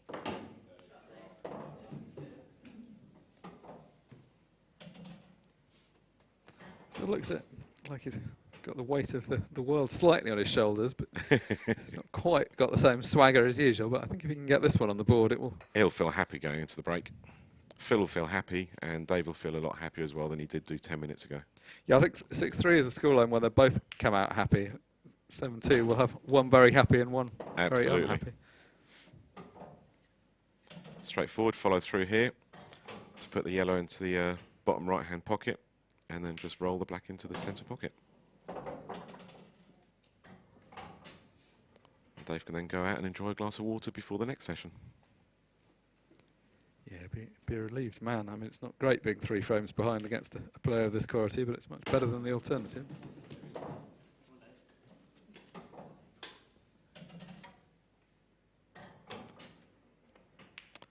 We've got a semi-final, guys, but we're now going to go on a break, I believe, about 15 minutes, and we'll be back shortly. That's right. Yeah. Yeah, it does seem that way, doesn't it? We'll be back with commentary when the players return.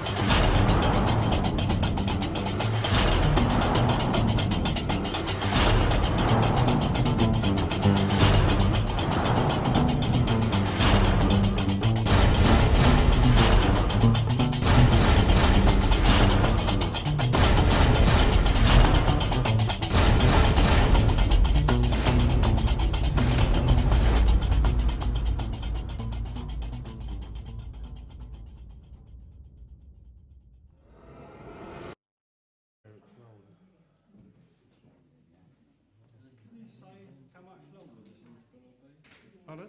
How much longer this interval will be? No, don't know. Till they're ready. Table's got to be looked at. Where is the iron?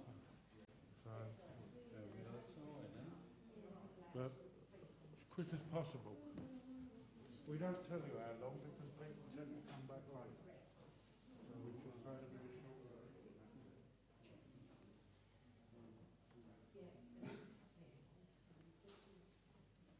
But if by any chance you're the only one here when they come back,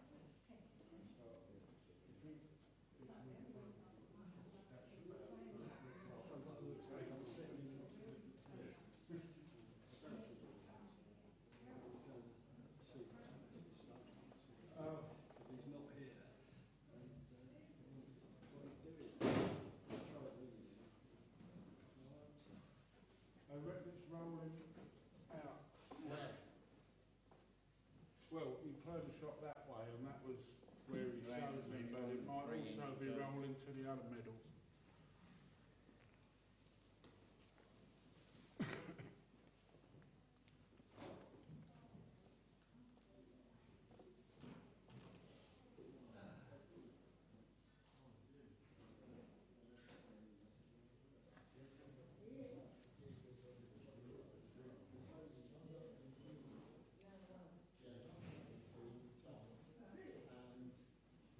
You say it in a bad way, but it hasn't been seen to yet. Sasha, wait for Stanley. She's got to go. You have to let her get out. Just leave it for a minute. They want me to check tape. Yeah. So, Just That's what John told me. He told me he will. there's no point because Stanley's on the levels. They might have to practice. so we've had my hand marks on. So, Sorry? to save you time. Hand marks. Where Stan has to do this. Go and put the hand marks. Sorry, excuse me, I think that's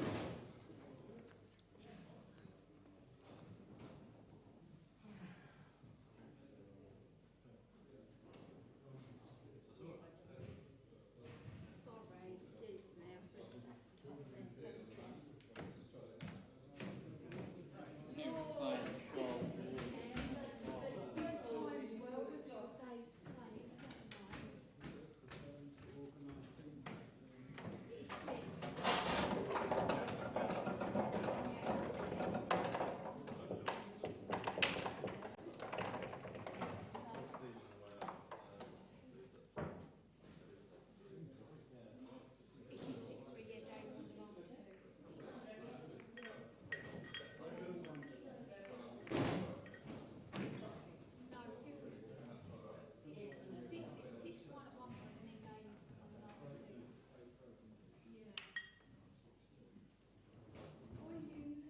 Slightly longer, mid-session interval. I'll drop this in and see what happens. Lift this end.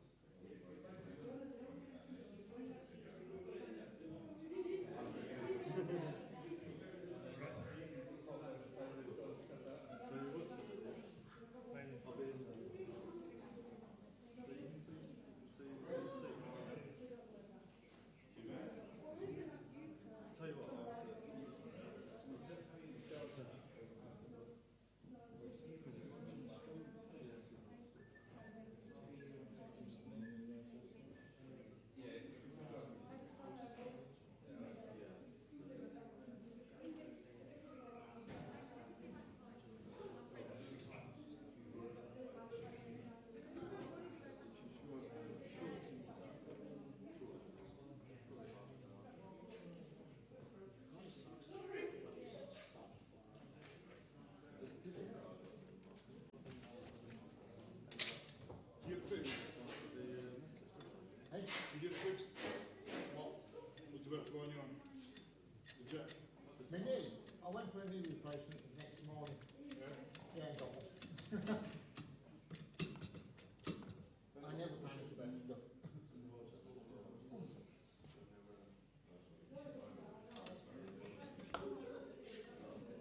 Oh.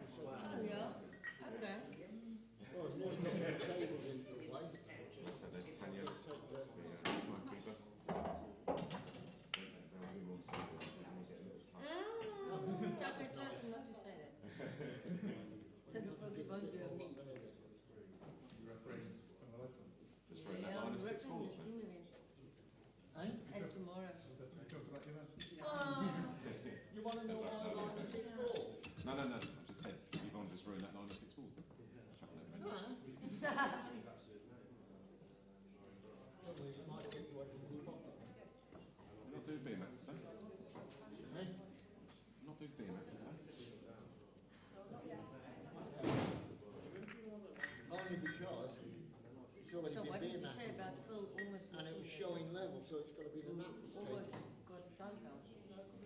We couldn't hit. We cannot hear the time. Oh, you How can't close hear. did he get? 58.5 seconds. That's all right, as long as I've got that.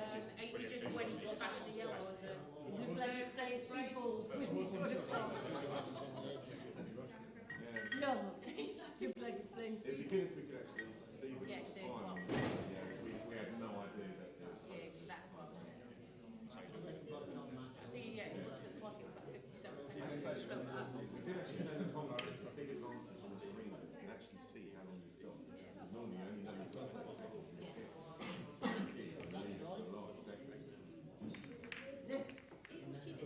right. Yeah. It seems like the clock is running faster than it's stopped. You reckon? I did a little somewhere. Feels like Hit the stopwatch and see if it's I'm not. That could be controversial, couldn't it? Yeah, she's not standing up. Maybe, yeah. Kenny will be Don't worry, Mike, I'm all on wrong with the this. basis of 60 seconds. Don't let her tell you can get ready.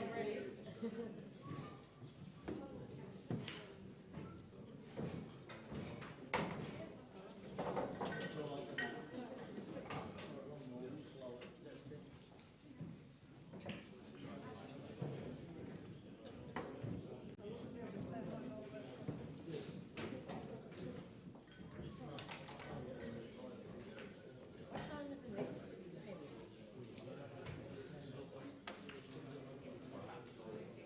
Bring me a plate. Yeah.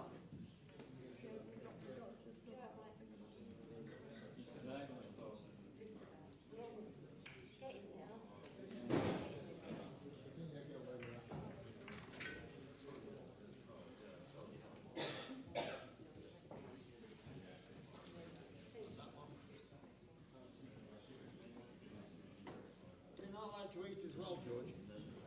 You do know that, don't you? No eating in the arena. Get out. Sure your food's coming at 2 o'clock, don't you? Glad he's changed his shoes from his slippers.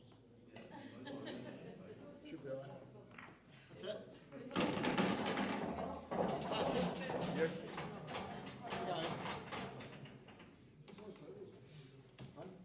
It's me. There you go, now you can do it. I've got a major job in. The bulb's gone. Oh, it'll have to wait.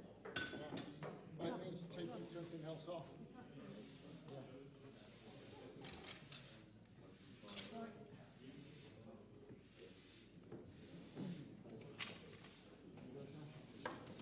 Sorry about my coffee table.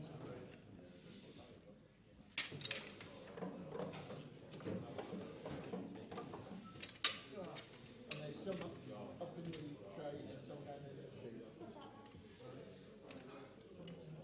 It's all right, got colour for this.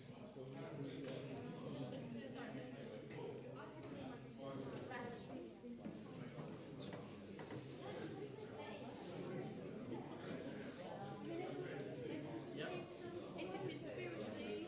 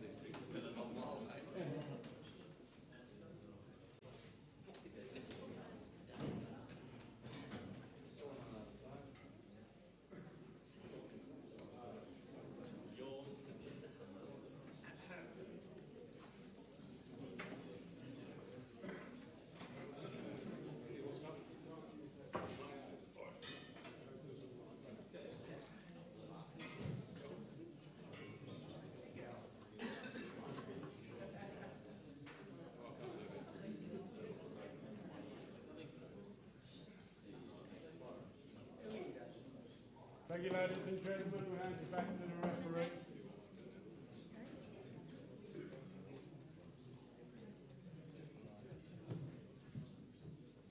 Frame 10, Dave Fernandez to break, trailing 6 frames to 3. So we're back on. So slightly longer than expected interval while they levelled the table up. Yeah, So there's a slight roll towards the middle pocket, left middle pocket, but they've sorted that out now. Apparently that affected one of the frames that Dave could have won. Not so much Phil, but Phil's the one who actually checked the roll. So that's very sporting, I thought. Red Bull's in play. yeah, absolutely, and he spent a lot of time in the interval helping to get it That's level. a great break straight away. Yeah, Dave's obviously approved of the new setup of the table. Put 3 balls off the break, and I think I heard that he's gone for reds. Might be wrong there. The venue for this tournament is a fairly old hotel, the Imperial Hotel in Blackpool, 19th century building, so things like the floor are not always completely level, so quite hard work for the table fitters to get the pool table perfectly flat. Nice confident shot there. Yeah, whilst we're celebrating our 25th anniversary of these pool championships, the hotel this year is celebrating their 150th anniversary. I noticed on the programme. Wow, big celebrations all around then. Just have a big cake for both.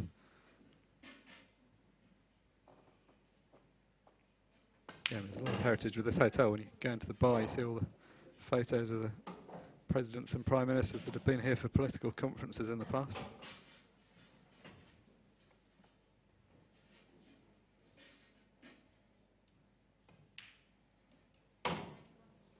So Dave Fernandez picking up pretty much where he left off before the mid-session interval. Did well to get back to 6-3. He'd be delighted if he can quickly make that 6-4 again without Phil having another look at the table.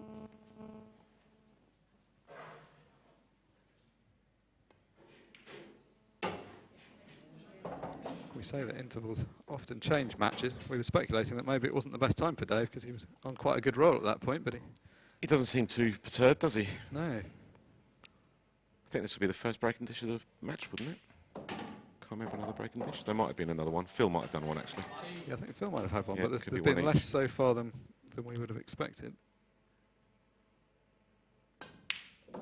Suddenly he's only 2 behind now. 6-4. Yeah, I mean, that's I think we'll see a smile on his face now. Yes.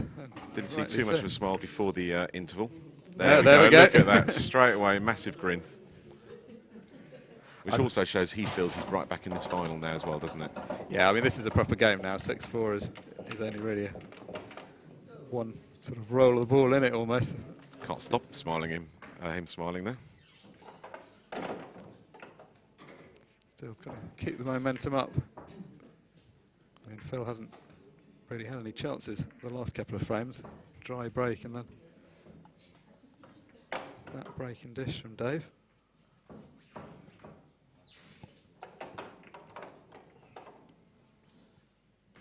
A couple of the Australian juniors there watching. They've been loving this week as well. They're going back on Thursday after the banquet Wednesday night. Yeah, You've got to be impressed with all the Australians because they spend a good sort of £3,000 to come over here for these championships each year, and I think they've come every single year since it started. Yeah, I'm always enormously impressed. And they turn up with good quality teams. They're not always able to pick what might be their top 6 or 8 people if they were back in Australia, but they always turn up with decent teams. They won last year, of course. Well, last year was their best year ever, I think, because they won the men's, the ladies, the juniors, the Yeah, junior and it was- singles. And it was a really good team. I mean, I think last year was as close to their really A team as they could possibly Absolutely. have mustered. This year they're still coming home with the seniors team title. Yeah, they've done well in the seniors for a few years. They had a surprise defeat in the ladies' semi-finals yesterday, even against Northern Ireland, but Northern Ireland played very well in that match. Yeah, it's always pretty tense, those final stages of the team matches. But the England ladies were too strong for Northern Ireland in the final. Very strong England team, men and ladies, as it always is. Got so many players to So choose he's going from. for yellows. Again, the balls are nicely in the open again, aren't they? Yeah, after a cagey few frames at the start, this is turning into a very open game now. Suddenly become a potting fest all of a sudden, hasn't it? Yeah, I mean, I think this is what we expected, and this is certainly what we're expecting in our second semi-final this afternoon. McHill and Tom Cousins. Neither of them is a man to go for a safety shot unless absolutely required.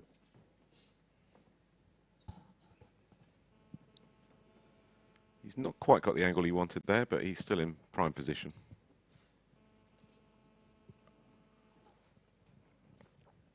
Numerous options available to him. 50 seconds.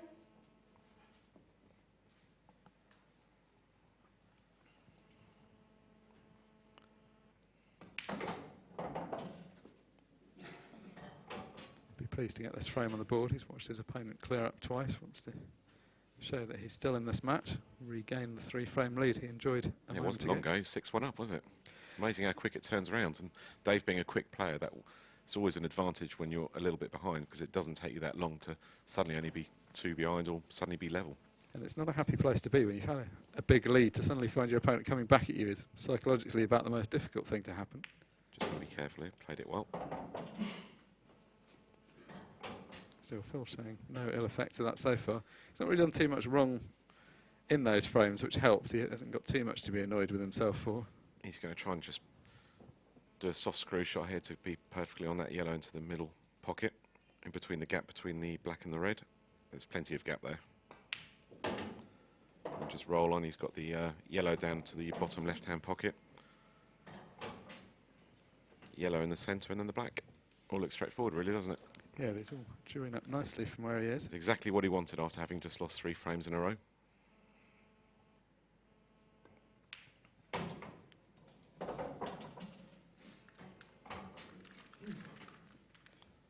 He might like just to have gone a few millimetres further forward, but he's in perfect position still. Yeah, he'll be able to leave himself exactly the angle he wants on the yellow. He'll just be a shade further from it, but that won't be a problem. Yeah, he'd like to have gone more into the centre of the table, but not a problem. Yeah, the fact he doesn't really have to do much with the cue ball makes this unmissable. And then come around the table on the black, the opposite centre. All very straightforward stuff. We've seen 2 quality breaks and 2 straightforward but good quality finishes. So far, it's a bit like yesterday's World Masters final. The first half of the match was a bit cagey, and then the second half became more sort of flowing and potting, which is exactly what's happened so far in this match. Yeah, whether it's a case of the players settling down or whether sometimes it's just luck of the draw, the way the ball's split out. I think both will be feeling they're very much part of this match now. I mean, Dave now has gone 3 frames behind again, so he's sort of playing catch-up, but at least he's got a proper foothold in the match now. He's shown what he can do, so now he can really just focus on the win. But sometimes at the beginning you're just focusing on getting the first frame or 2 and sort of showing respectability, whereas he's long since done that, so it's all about victory now.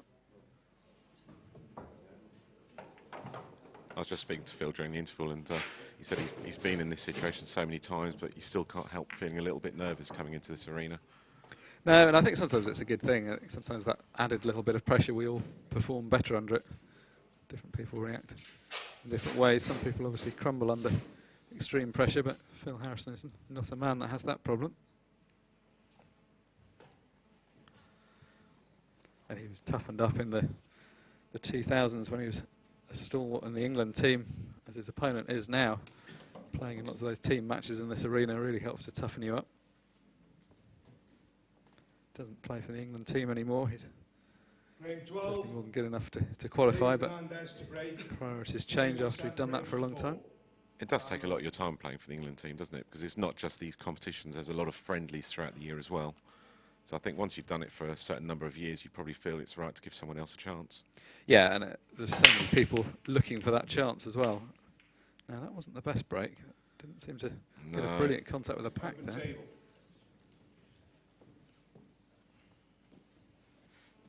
So the balls haven't split up too badly, just slightly lost control of the white. I'd be quite happy to have left the white on the bottom cushion there. Yes, I'd be glad he did lose control now. There's a couple of potential starters for Phil.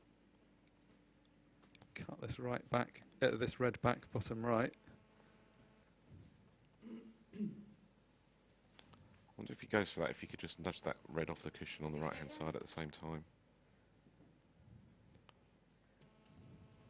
There's George, the referee.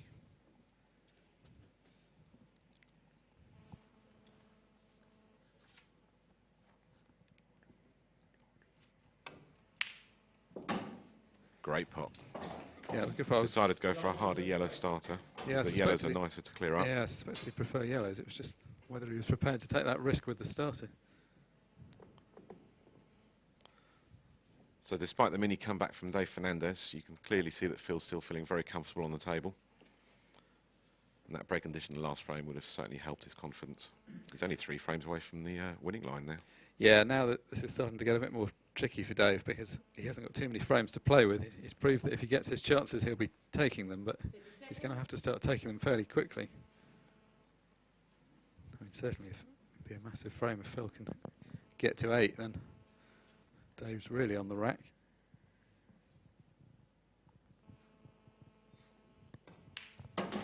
It's just really a case of how comfortable Phil wants to make this. He's never really going to be out of it. He's close enough to the winning line, but if he can just build on a lead now, then he'll be under no pressure at the end, whereas Absolutely. if the scores get close, it's always a bit tense.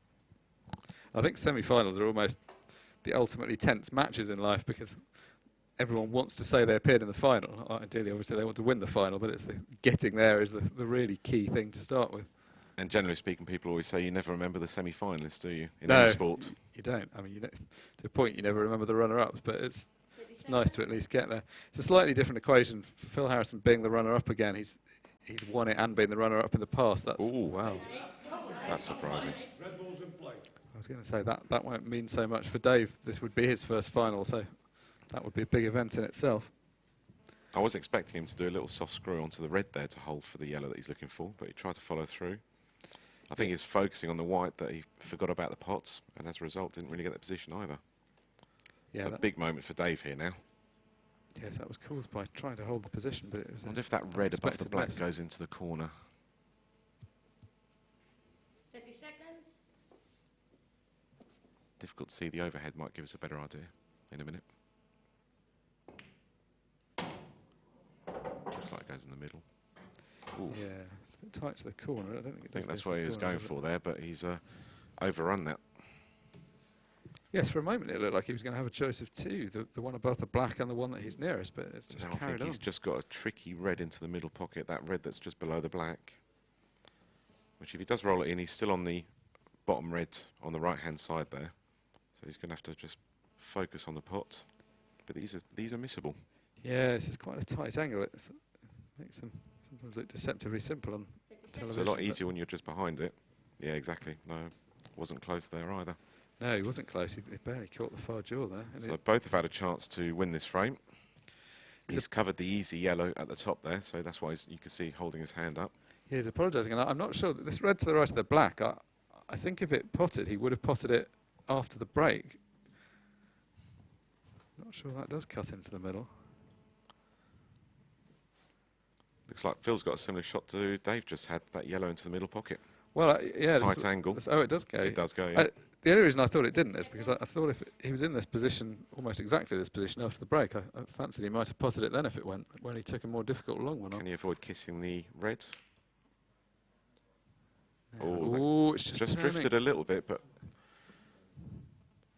didn't play it with conviction. He had to play it slowly, and he didn't quite reach the pocket. But it did seem to drift off slightly as well, didn't it? Just by a tiny just amount. looked like it turned.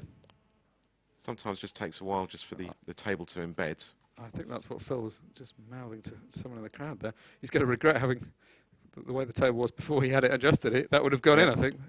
Now Dave's on that red that he tried to be on 2 shots ago. So the one difficult red for Dave is the one down the right-hand side of the table. It does pop, but that yellow is slightly covering it, so he won't have loads of room to get onto it. Oh, so He's he's actually looking looking to play the red off the yellow. play the red off the yellow, and the yellow kiss the red into a more potable position. So if he can stun this red sort of like them just off the sort of brown spot. I know he's going to try and come in from this angle. Let's have a look. May have gone too far on that. No, he's got the right angle.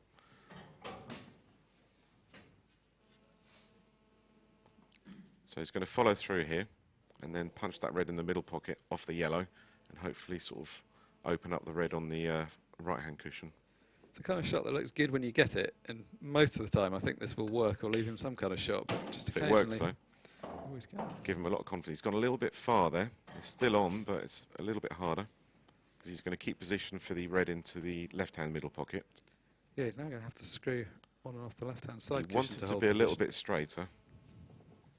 It's a bit of a blind angle now, which always makes the shot harder. Yeah, I mean, the pot is almost unmissable playing off the yellow, but he's got to concentrate on where that yellow's going. Played that very well. And not only is the red turned out perfectly, but he's got an ideal position on the one into the left middle just to run down the table. This will give him a lot of confidence.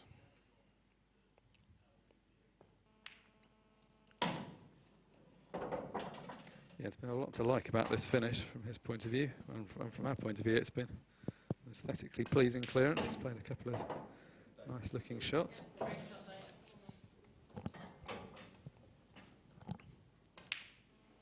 So back to just 2 frames behind. Yeah, they're really starting to trade the big blows. It's one clearance after another at the moment. Quick frames at the moment, aren't they? Yeah, the match will be done in no time at this rate. Just a reminder, our next match coming up at 3 o'clock, the Cousins Hill semi-final.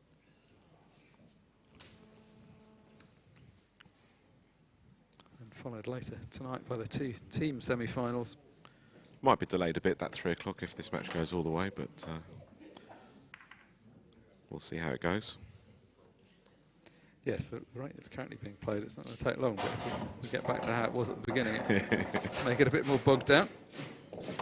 I think the longest frame we've had on the live stream this week has been 42 minutes, and that was in the early part of the week. That was a late night marathon as well that started, I think, about 9 o'clock in the evening and finished just after 1 in the morning. I don't envy that one. No. I wasn't commentating on that one. No, that's okay. I was winding up the people who were, though. Yeah, sometimes it's a bit hard to know what to say. You run through all your jokes about how long things are taking. There's not much happening on the table.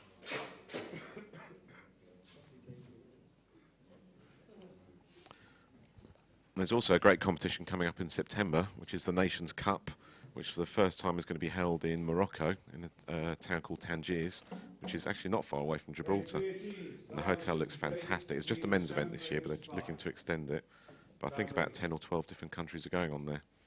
And you've probably seen the advert for it during the mid-session interval and probably after this match as well. But looking forward to that.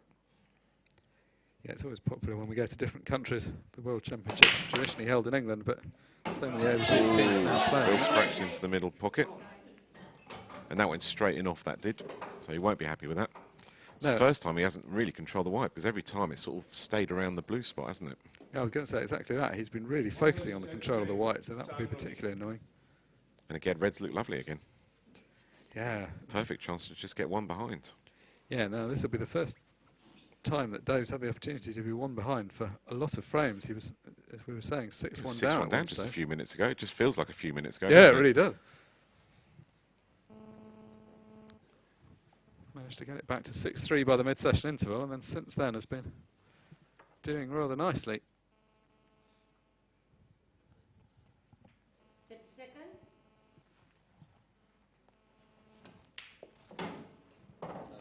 Red ball's in play.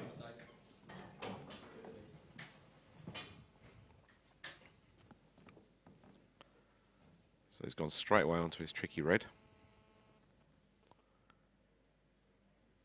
He's going to stun across the table, give him a... That's not what he wanted there. That's gone a little bit further than he thought it had. I was expecting him to do a little soft screw stun across the table to give him the option of the 2 reds there. This has gone awry now, so he needs to pull out a good pot here to get back into positioning. Because he doesn't want Phil to come back to the table. At the moment, he's got the momentum. Momentum is key in these matches. He just wants to keep it. Yeah, I mean, from 6-1 down against an opponent like this, to get it back to within 1 so quickly would be an amazing result. And it's frankly what he's going to need to do as well. That's a great pot. Right back into position now. Tap of the leg there from Phil Harrison in appreciation.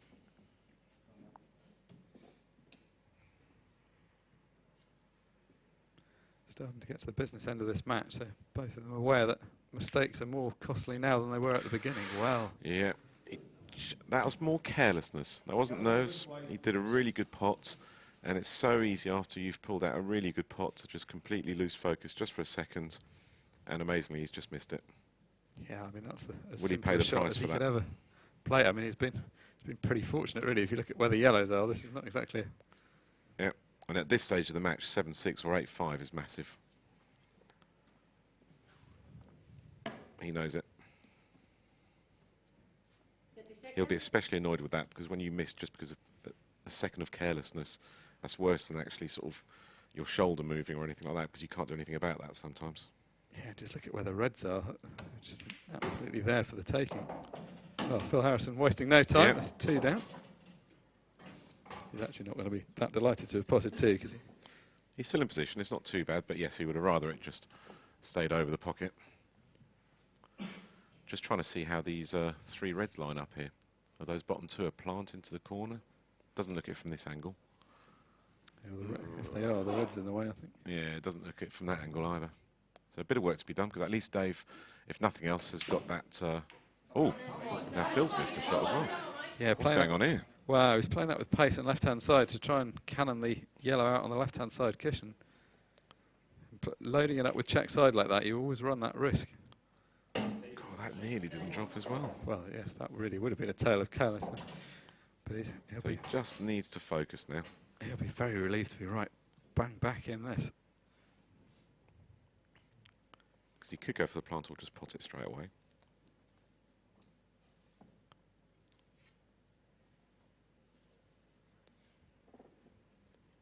He's got numerous options here. He's just weighing up which one's the easiest one and the less chance of running out of position as well. He's almost got too much choice here. It's sometimes easier when you've only got one thing you can go for. So going over the right-hand side first, then he'll have the plant to play it, or he can play it direct. Yeah, he's still got the option. I think he'll go for the plant here. He'll prove me wrong.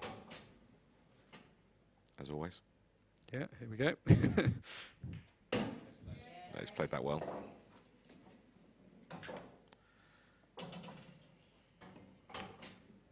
He'll be a relieved man after that lapse of concentration there. Yeah, needed 2 chances to get this done, but He'll be over the moon to have got straight back onto the table after 2 shots. so from 6-1 up, Phil Harrison has now seen his lead pegged back to just the 1 frame. He now leads Dave Fernandez by 7 frames to 6. So who do you think is going to win this then, Mark? Well, it was finely balanced at the beginning, and it's finely balanced now. I would have struggled to call a winner from the start. I think probably Phil Harrison you felt was perhaps the marginally more likely. If you were to lay odds on it, I think you'd perhaps have made him a slight favourite, but you really wouldn't have put much between them. And that analysis, I guess, still holds true. He's got the slenderest of leads, but Fernandez is the man on a charge at the moment. I'm going to go for Dave because he's got, as you said, the charge. He's got the momentum at the moment. So even though he's 1 frame behind, I think Dave's going to probably win this at this stage. But we'll see. It's been a good match. The neutrals will be happy to see a finely balanced match either way. Going to be in for a treat however this tournament goes. All 4 semi-finalists would be worthy finalists and worthy winners, so no weak links in this year's lineup. And that tends to be the case. So many strong players in the tournament. By the time you get down to the finals, play a preliminary round and through from a last 1-2-8. So there's so many matches to get through to get to this stage that Absolutely. you don't get through unless you're a seriously good quality match player. So Dave's been out of the arena and is back in. We're just waiting for Phil to return. Get a good view there. The referee's got, George Bradbury has got the balls set up already. The timekeeper just over his left Whose shoulder. break is it now? Sasha Gauci. Is it Phil's break now? So no, it's Dave's break Is it now. Dave's so break? Oof. chance to level it up. So this is the closest it's been since the beginning 1-0. of the match. Yeah. And you can see Dave's a lot more comfortable now.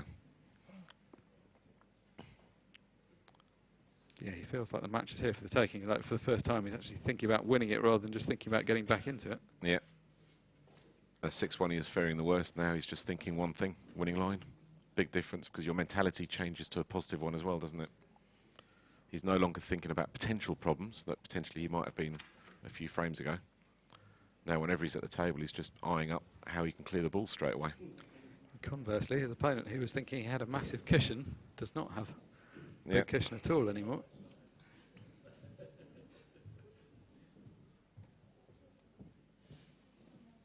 So here he is. Here he is. Man from Cambridge here, back in the arena. 14, Dave Fernandez to break, trailing 7 frames to 6. Time running. So what would he give for a good break here? Like the one he had last time. Beautiful break.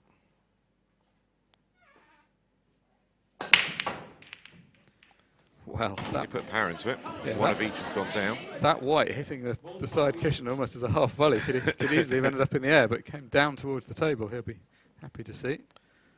Whichever ball he nominates, he'll be on.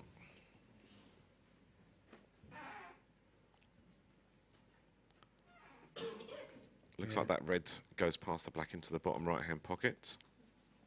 But then yellows look good as well. Yeah, this is a very good opportunity, isn't it? It's just that red and yellow that's around the black spots, which he's just got to negotiate whichever colour he goes for. Yeah, there's balls nearby, so that whichever one he takes, there's opportunities. So opting for the reds. Oh, Well, that is the worst possible outcome. Time out.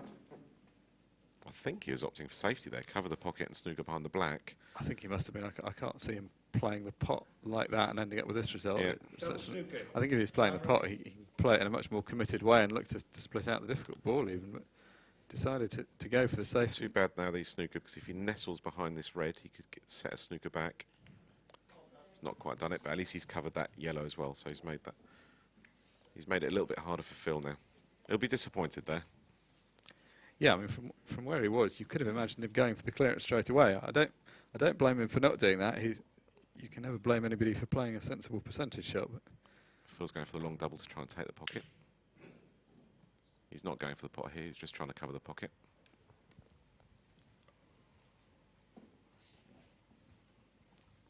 no immediate danger, of course, of a ball going in that pocket, but useful to gain control of it. From this position, it's just a case of working yourself back into the frame. It's also an opportunity for him to give himself more chances to open the other yellows that are down that side of the table.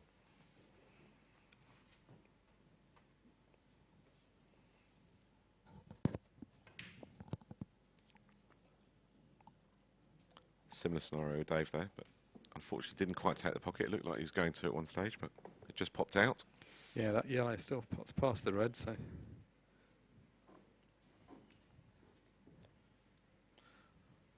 No one's taken control of this frame yet.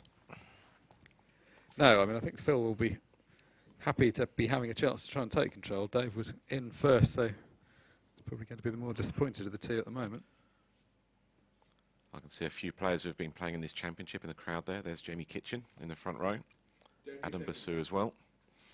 And Smiley from Mauritius. I could see him in the background there. He's a character. Everyone knows Smiley from Mauritius. Plenty of people enjoying this now. Oh, he missed the kiss. Oh, by a narrowest Desperate margin, for the just kiss trying though. to flick the top of it. Just wanted to flick that yellow off and away from the red.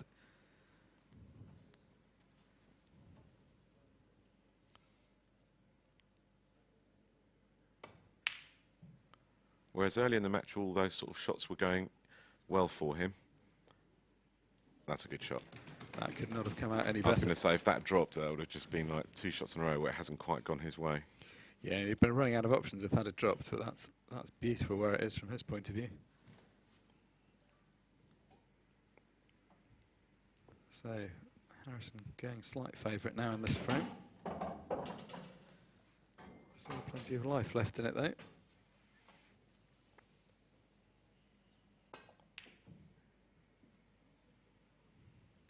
Now that for me was just a shade casual. He It needed was. I was to just get going to that say, I pocket. know he's a quick player. He wanted to cover that pocket. And because it's such a thin shot, it just needed that little bit more attention to try and get control of that pocket. There's a big difference between having that ball right over the pocket and where it is now.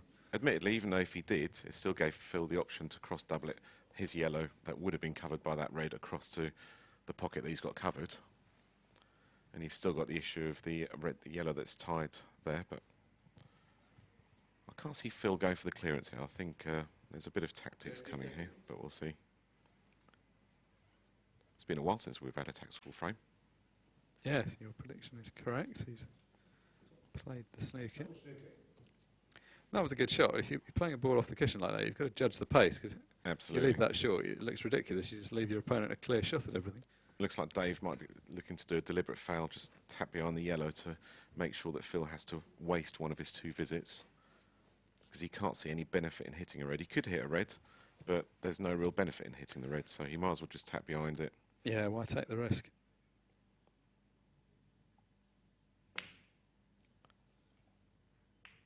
No, that's actually a very good shot.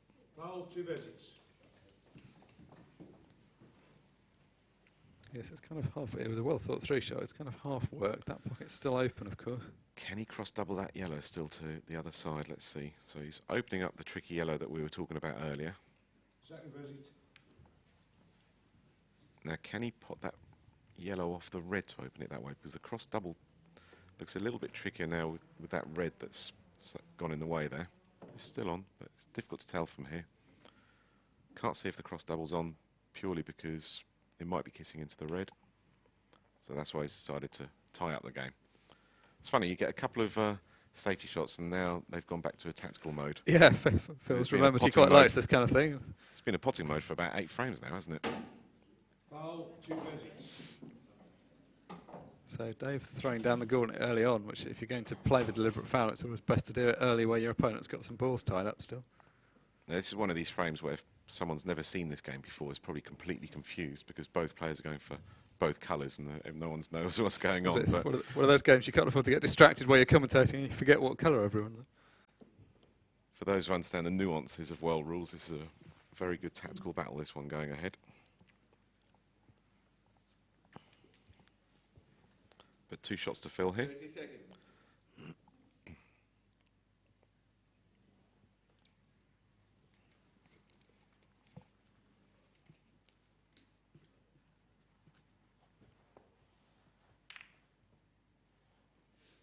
Second visit.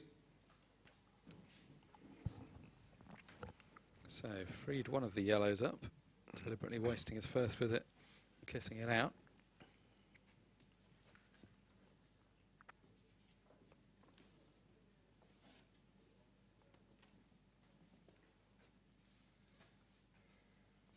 Still a bit of work to do though. I can't see him going for the clearance here, but we'll see. No, but of course, the tactical battle not entirely straightforward. I agree with you. The clearance is ambitious and not really the kind of thing he's gone for so far. There's Amy Beecham, who's in the ladies' final tomorrow. Getting the feel of the arena. Third final in 3 years, so she knows she likes Takes the some arena. doing that, doesn't it? Yeah, doesn't it just? Looking to emulate the kind of dominance we saw from Sue Thompson. Sue Thompson, for many a absolutely. year. And Emma Cunningham in spells since then.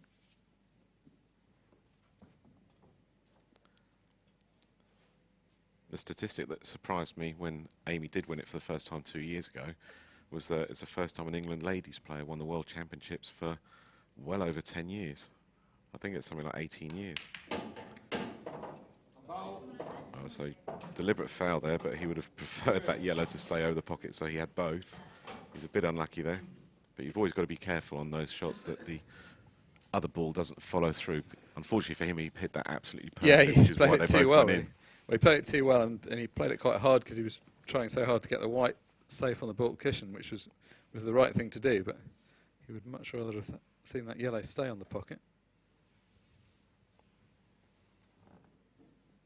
Yeah, I couldn't believe when there was no England ladies No, world that's champions, because obviously Sue Thompson, Emma Cunningham, Yes, Annette Horsburgh. Yes, I mean, for years there was just no English player, I suppose.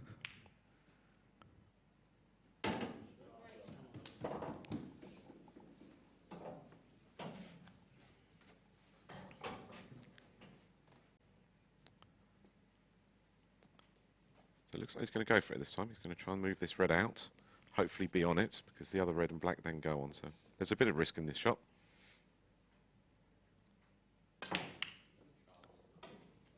What if that goes in? Oh.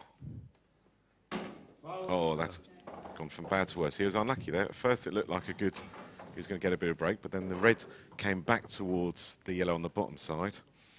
And instead of that red on the top flying in, kissed the white, and instead the white went in. Yeah, what a So it difference. couldn't have gone out much worse, really. Yeah, one moment it looks like he's going to flick the ball and be well in it, and then the next moment the white's down. Didn't really have much option but to go for it, to be honest. No, he didn't, and sometimes that's easier. You just know you've got to go for it.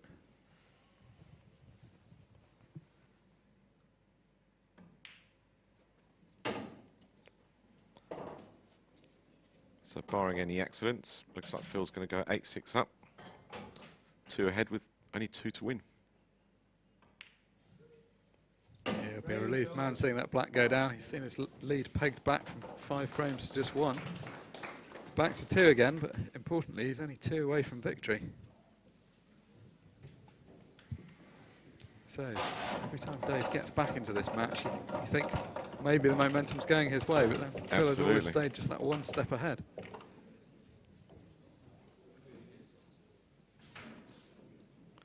Both players staying in the arena. None of them going for a tactical toilet break. No, I mean, I think both of them will be broadly happy with how they're playing. Absolutely. Good standard for the last few frames. That heavyweight exchange of punches after the mid-session interval, clearance after clearance, came to a halt with that tactical frame, but still very good quality of play.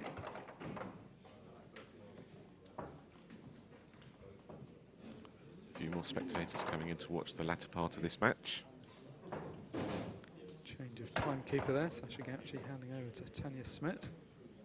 Just on the far left of the screen.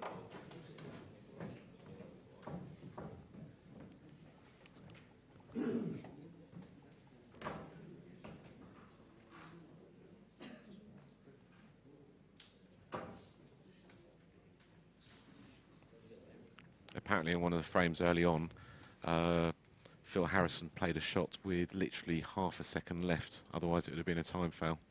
But again, he could see the time himself. But that's the closest they've been yet to a time foul in this final, in this semi-final. Yeah, we saw a time foul, of course, yesterday in the World Masters final with Josh Kane. Very unusual, actually. You don't Absolutely. You'd think you might see more, but people, the referee shouts out, or the timekeeper shouts out a 30-second warning, and there's a clock on the wall, so there's no real excuse for it. There's a lot of unusual things we saw in that World Well, Masters wasn't there final. just? We almost had to consult the rules to figure out what was happening. Absolutely. A foul that wasn't a foul. Some strange fouls that were foul. Cue ball ended up on the floor at one point. Red ball's in play. Has he nudged that red out enough to be able to clip it into the middle pocket? If not, he's still got a potential cross double on it.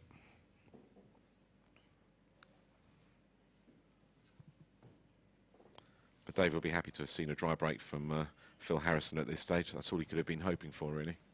That's tight, that shot, isn't it? Yeah, he did well to hit it, but he was hoping to I'm not nudge sure it the out cross a bit double is further. on either, because you've got the yellow there. It might just squeeze past it, but... Yeah, it's pretty tight. Not Oh no, the yellow's not. I don't think he can play that shot from here, can he, without a lot of pace? No, not at the moment, but... We'll see what he decides, because that's the key ball to this clearance.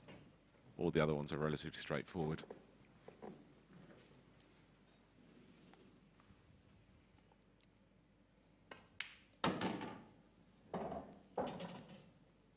Oh, he wanted a bit more spin on that. That's one of those shots with the 8-foot table, you see, I think, because on a 7-foot table, that's a natural shot to play to be perfect on it. But because there's that extra distance to travel on these 8-foot tables, I think that's why he probably ran out of position there. Yeah, he's just come up slightly short of where he wanted to be. And that couple of inches is a significant one. Because he didn't want to pot this red in the corner bag from this particular angle. He's done well to avoid that yellow there. Yeah, I mean, actually, that was a much better shot than it looked. He Yeah. hit it really cleanly to get it in and screw back without clipping the yellow on his way past. Now he's going to have the cue ball travelling around a lot.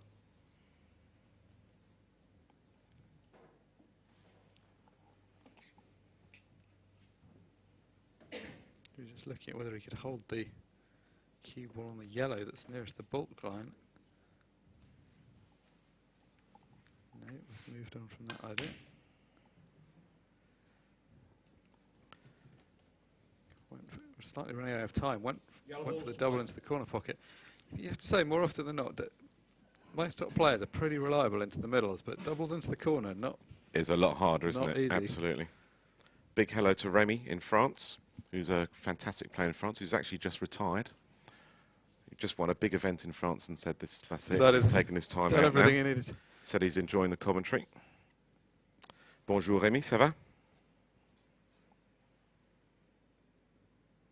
We've offered to get Dave to do the commentary in French if we have enough demand for it. Yeah, I think they're all working in France at the moment, so there might be a little bit more French afterwards. There's a lot of French-speaking nations that come to these events now. Yes, You've got Mauritius, Morocco, Mauritius, Reunion Island, France, Belgium.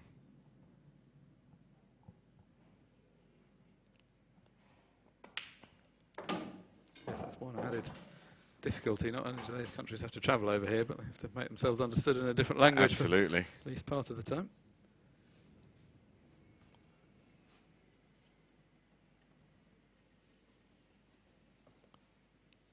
Remy wants David Fernandez to win.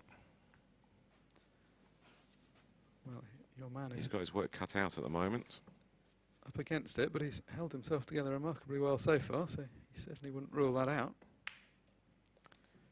Doesn't need Phil clearing up here, though. That would definitely cause him trouble. 9-6 down is a tricky spot. Can't afford to make any more mistakes if that happens. He looked in good position, Dave, as well. Just as I said, that one shot was just a little bit short. I'm sure it's because it's an 8-foot table. Yeah, I mean, that was always the problem ball, that one that he was trying to get on. Even if he'd have landed where he wanted to, it wasn't a gimme even then. It was just that one tricky one. Because us pool players, we play a lot of shots on autopilot without thinking, and I think that's just one of those shots that he did. Yeah, those sort of natural ones where you come around the two cushions. It's a very natural way of gaining position. A very reliable one normally, but just fell a bit short on that occasion. Good positional shot from Harrison, found the gap. So all looking fairly straightforward now in a frame where he may not have expected to get a chance at the table. 3 balls away from getting on the hill, as it were, getting to within 1 of victory.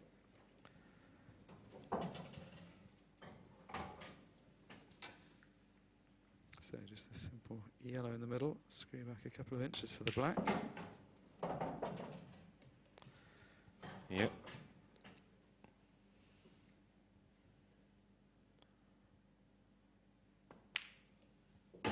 So he's reached the hill. So Dave's just got to hope he wins the next 4 frames. Yeah. As do all of Dave's fans. There's Midge, who's supporting him. Hi, Midge. A simple equation, really. Got to win 4-0 if he wants to find his first world final. But crossing that line can always be the hardest sometimes. I know Phil's done it numerous times, but it's been a while that he's been in the world final before. Was the last time 2009, or has he been in the world final since? Could well be 2009. We might stand corrected if someone gives us some stats there.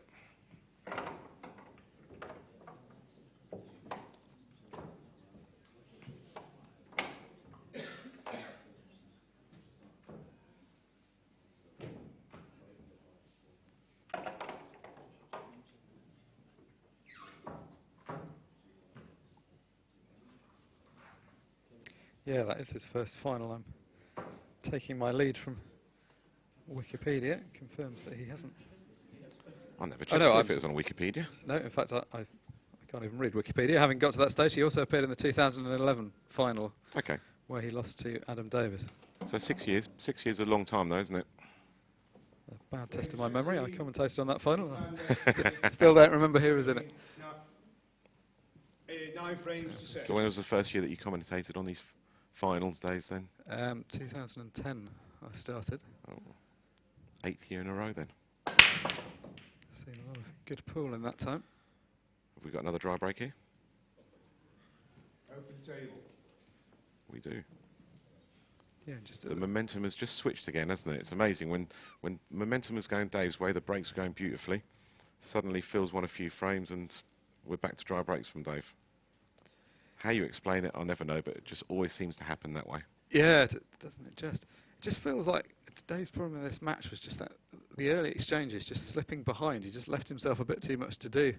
Because we saw a glimpse, well more than a glimpse, after the mid-session interval of how good he is, how quick he is. You could see how he could easily have racked up several frames in a row, but the fact that he's always just been at least a frame behind, he's never led in this match. And if he does go on to win it, he won't ever lead in the match until he wins it. Absolutely. Bonjour Anaïs, comment ça va?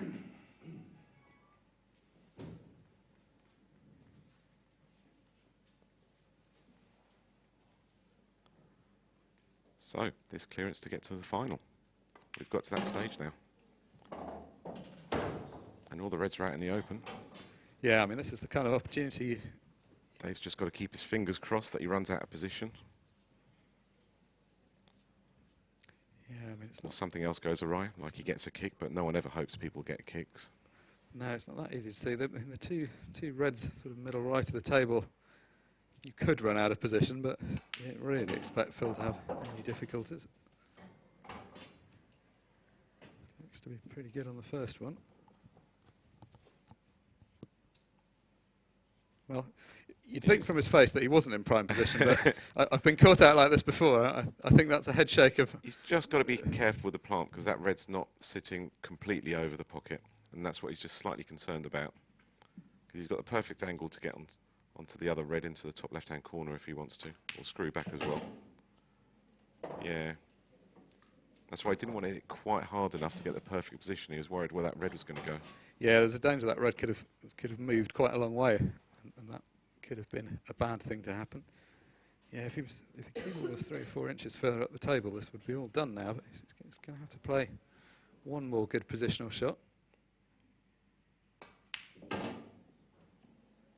Oh, it goes, Well, in it goes in the middle does block. Yeah, didn't even notice that. Well, it doesn't look like it does from here, but it obviously does from the way he's played it. That makes life a lot more straightforward.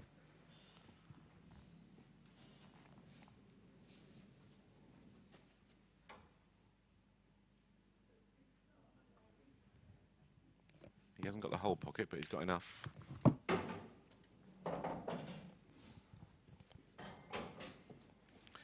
So just a straightforward soft screw shot, easy black, and 10-6 for Phil Harrison. But it's been a cracking game to watch.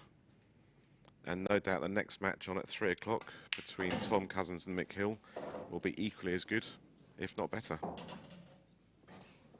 So here we go, to reach his first final in 6 years. In it goes. Congratulations, Phil Harrison. Unlucky Dave Fernandez, he's had a fantastic week, having reached the Masters semi-final and also the World Championship semi-finals. I think overall he'll be over the moon. If fair enough, he'll be a little bit disappointed, but he'll still be very happy with what he's achieved.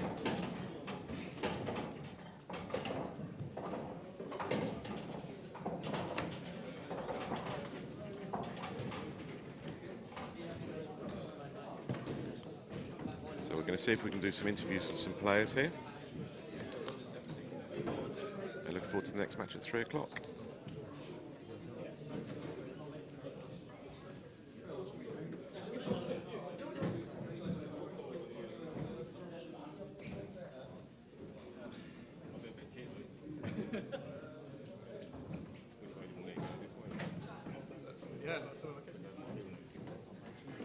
Congratulations, Phil. Your third world final, at least. May even be more than that by now. But your first one for 5, 6 years, I think. How does it feel? 2011.